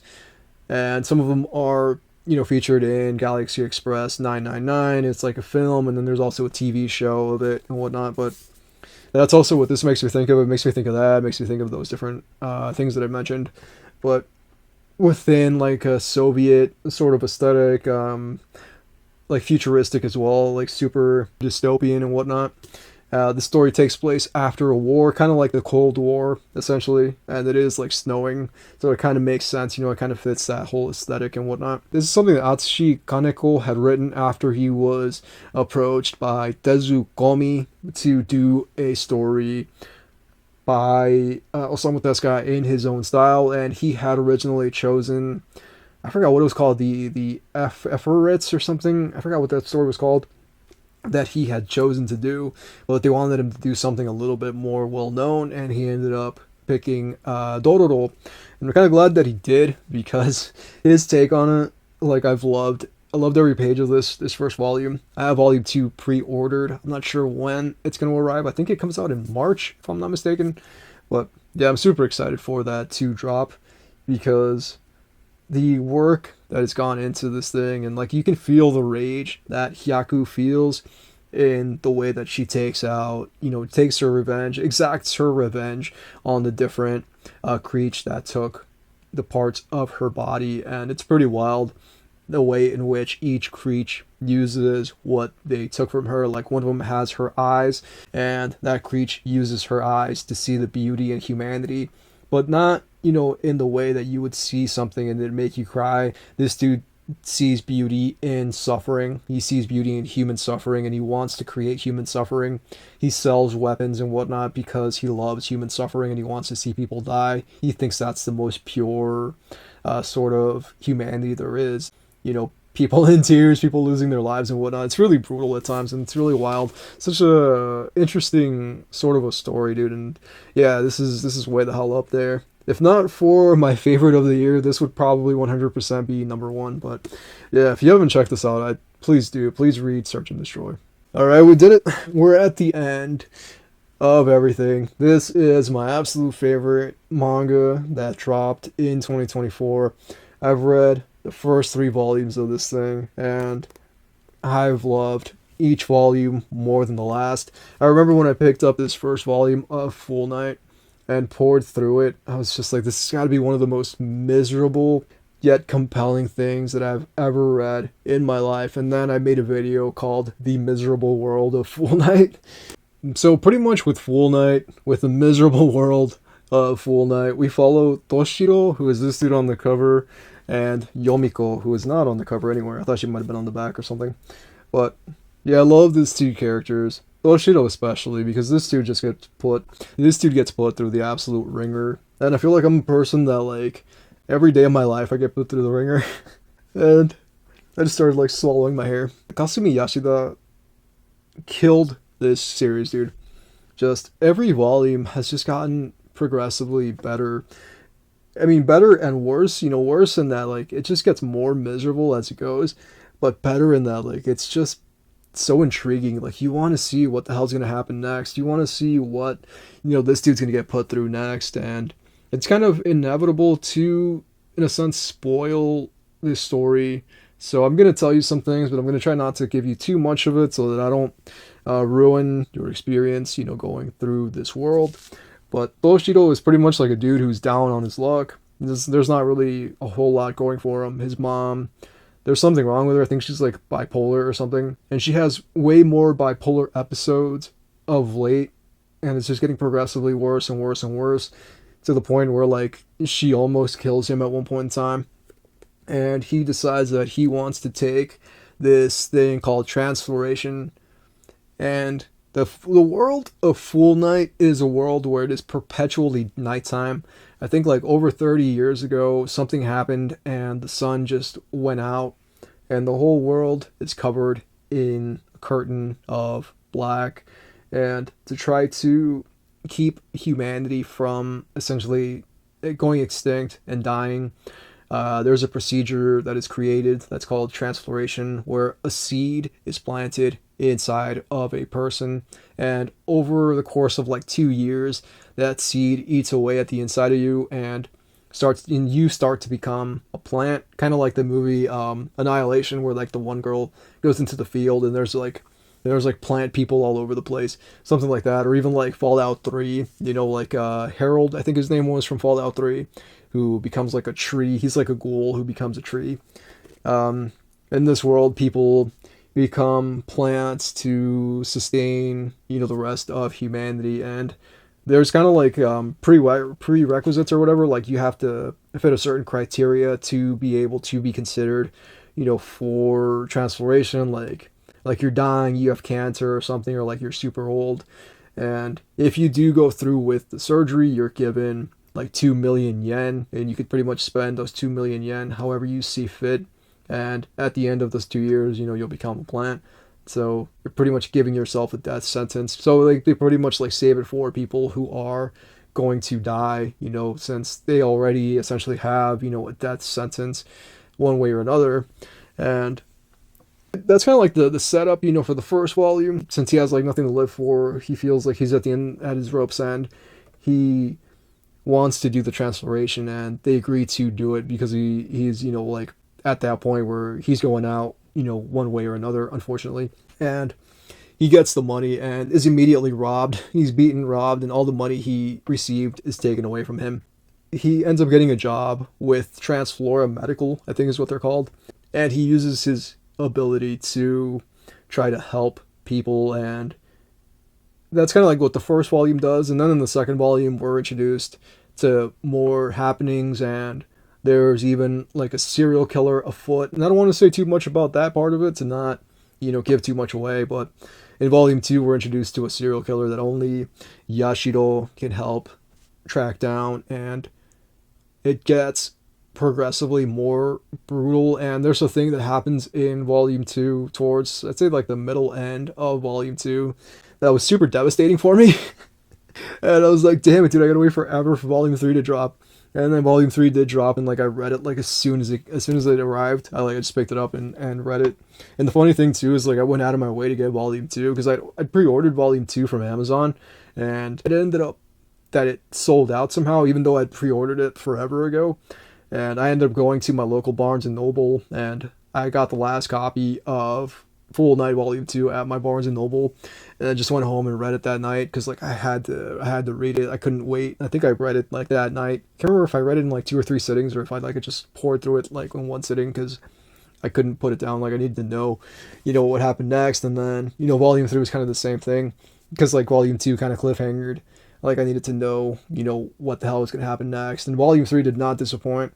This is one of those series that, in my opinion, just gets progressively better and better. And like, I would love to see an anime, dude. If there's a series that I think deserves an anime, I know I said Ichi the Witch is for sure getting an anime, but I feel like if there's a series that I think deserves an anime, it's Full Night. Full Night would make such a solid anime, dude.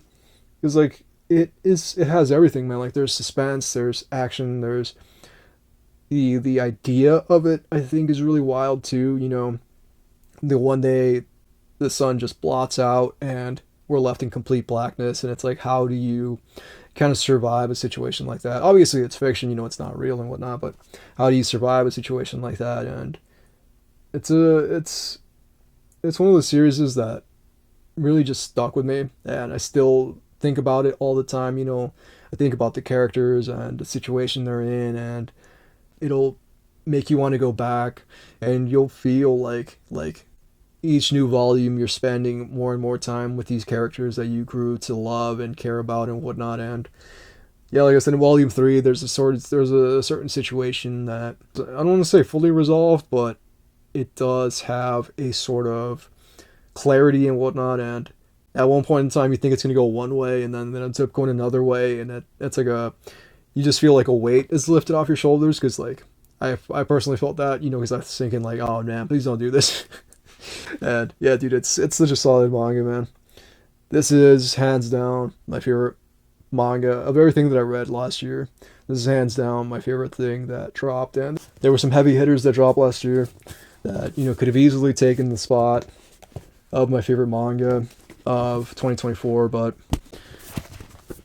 I'm giving it to Full Night. Full Night 100% deserves it. It's only 3 volumes that are out so far in English, but every one of them has just been absolutely better than the last, and I'm excited for whatever the hell Volume 4 is going to bring. So that's it. That's all I got for you. I hope that you enjoyed our time together. Thank you so much for sitting through this extremely massive video. This is probably the biggest video I've ever done on this channel, and I don't know, you know, how I can ever top something this big. Hopefully, you know, next year I'm able to, you know, keep it a lot smaller and not have like an overly long video. Even my tour video was super duper long, but I'm glad people enjoyed it, even though it was extremely long. And another thing that I really want to start doing, which I already kind of mentioned earlier in the video, is I'm gonna start doing like monthly wrap-ups, you know, and just kind of like go through everything that I'd read and consumed or whatever through the month. And I really want to start like making like massive strides towards putting a gigantic dent into my TBR list, because it definitely killed me, you know, going through and just being like, oh yeah, that's volume 2's on my TBR, volume 3's on my TBR, volume 4's on my TBR. And I'm just like, damn, dude, like, I need to stop collecting so much stuff and start, you know, putting like a serious dent into what I have on the shelf. So that's going to be a massive thing this year in 2025. I've already, as of the making of this video, knocked out like 5-6 volumes of manga that I had on the TBR. So my goal is to knock out over 100 volumes of manga before the end of 2025. So yeah, we'll see where that goes, and hopefully it's something that can be done. So yeah, that's all I got for you. Thank you so much for hanging out with me. I hope you're all doing well. I hope that you are having a solid 2025 so far. I know it's like the end of January now. It's really wild. We're already almost into February, if we're not in February when this video drops. But yeah, that's all I got for you. Thank you so much for hanging out with me. Please take care of yourselves. Yo, it's himself, the shadow in his clique, aka Sleep Allah. Take you on a mental and live one day, y'all. Sheets, y'all. Guns, y'all. Yo, who got the guns? Who got the coke? Hustling them through like big punch cholesterol before he croak. Rest in peace, but I bless in peace and live to one day laying shoots. Rap over beats and tell wild stories, the mythology mystery. Choke on your own misery. Fuck them, we're the wild bunch. Yo, I asked him if this bike could punch. This shit made me lose my lunch. Bro grabbed the rocket, I said chill before he cocked it.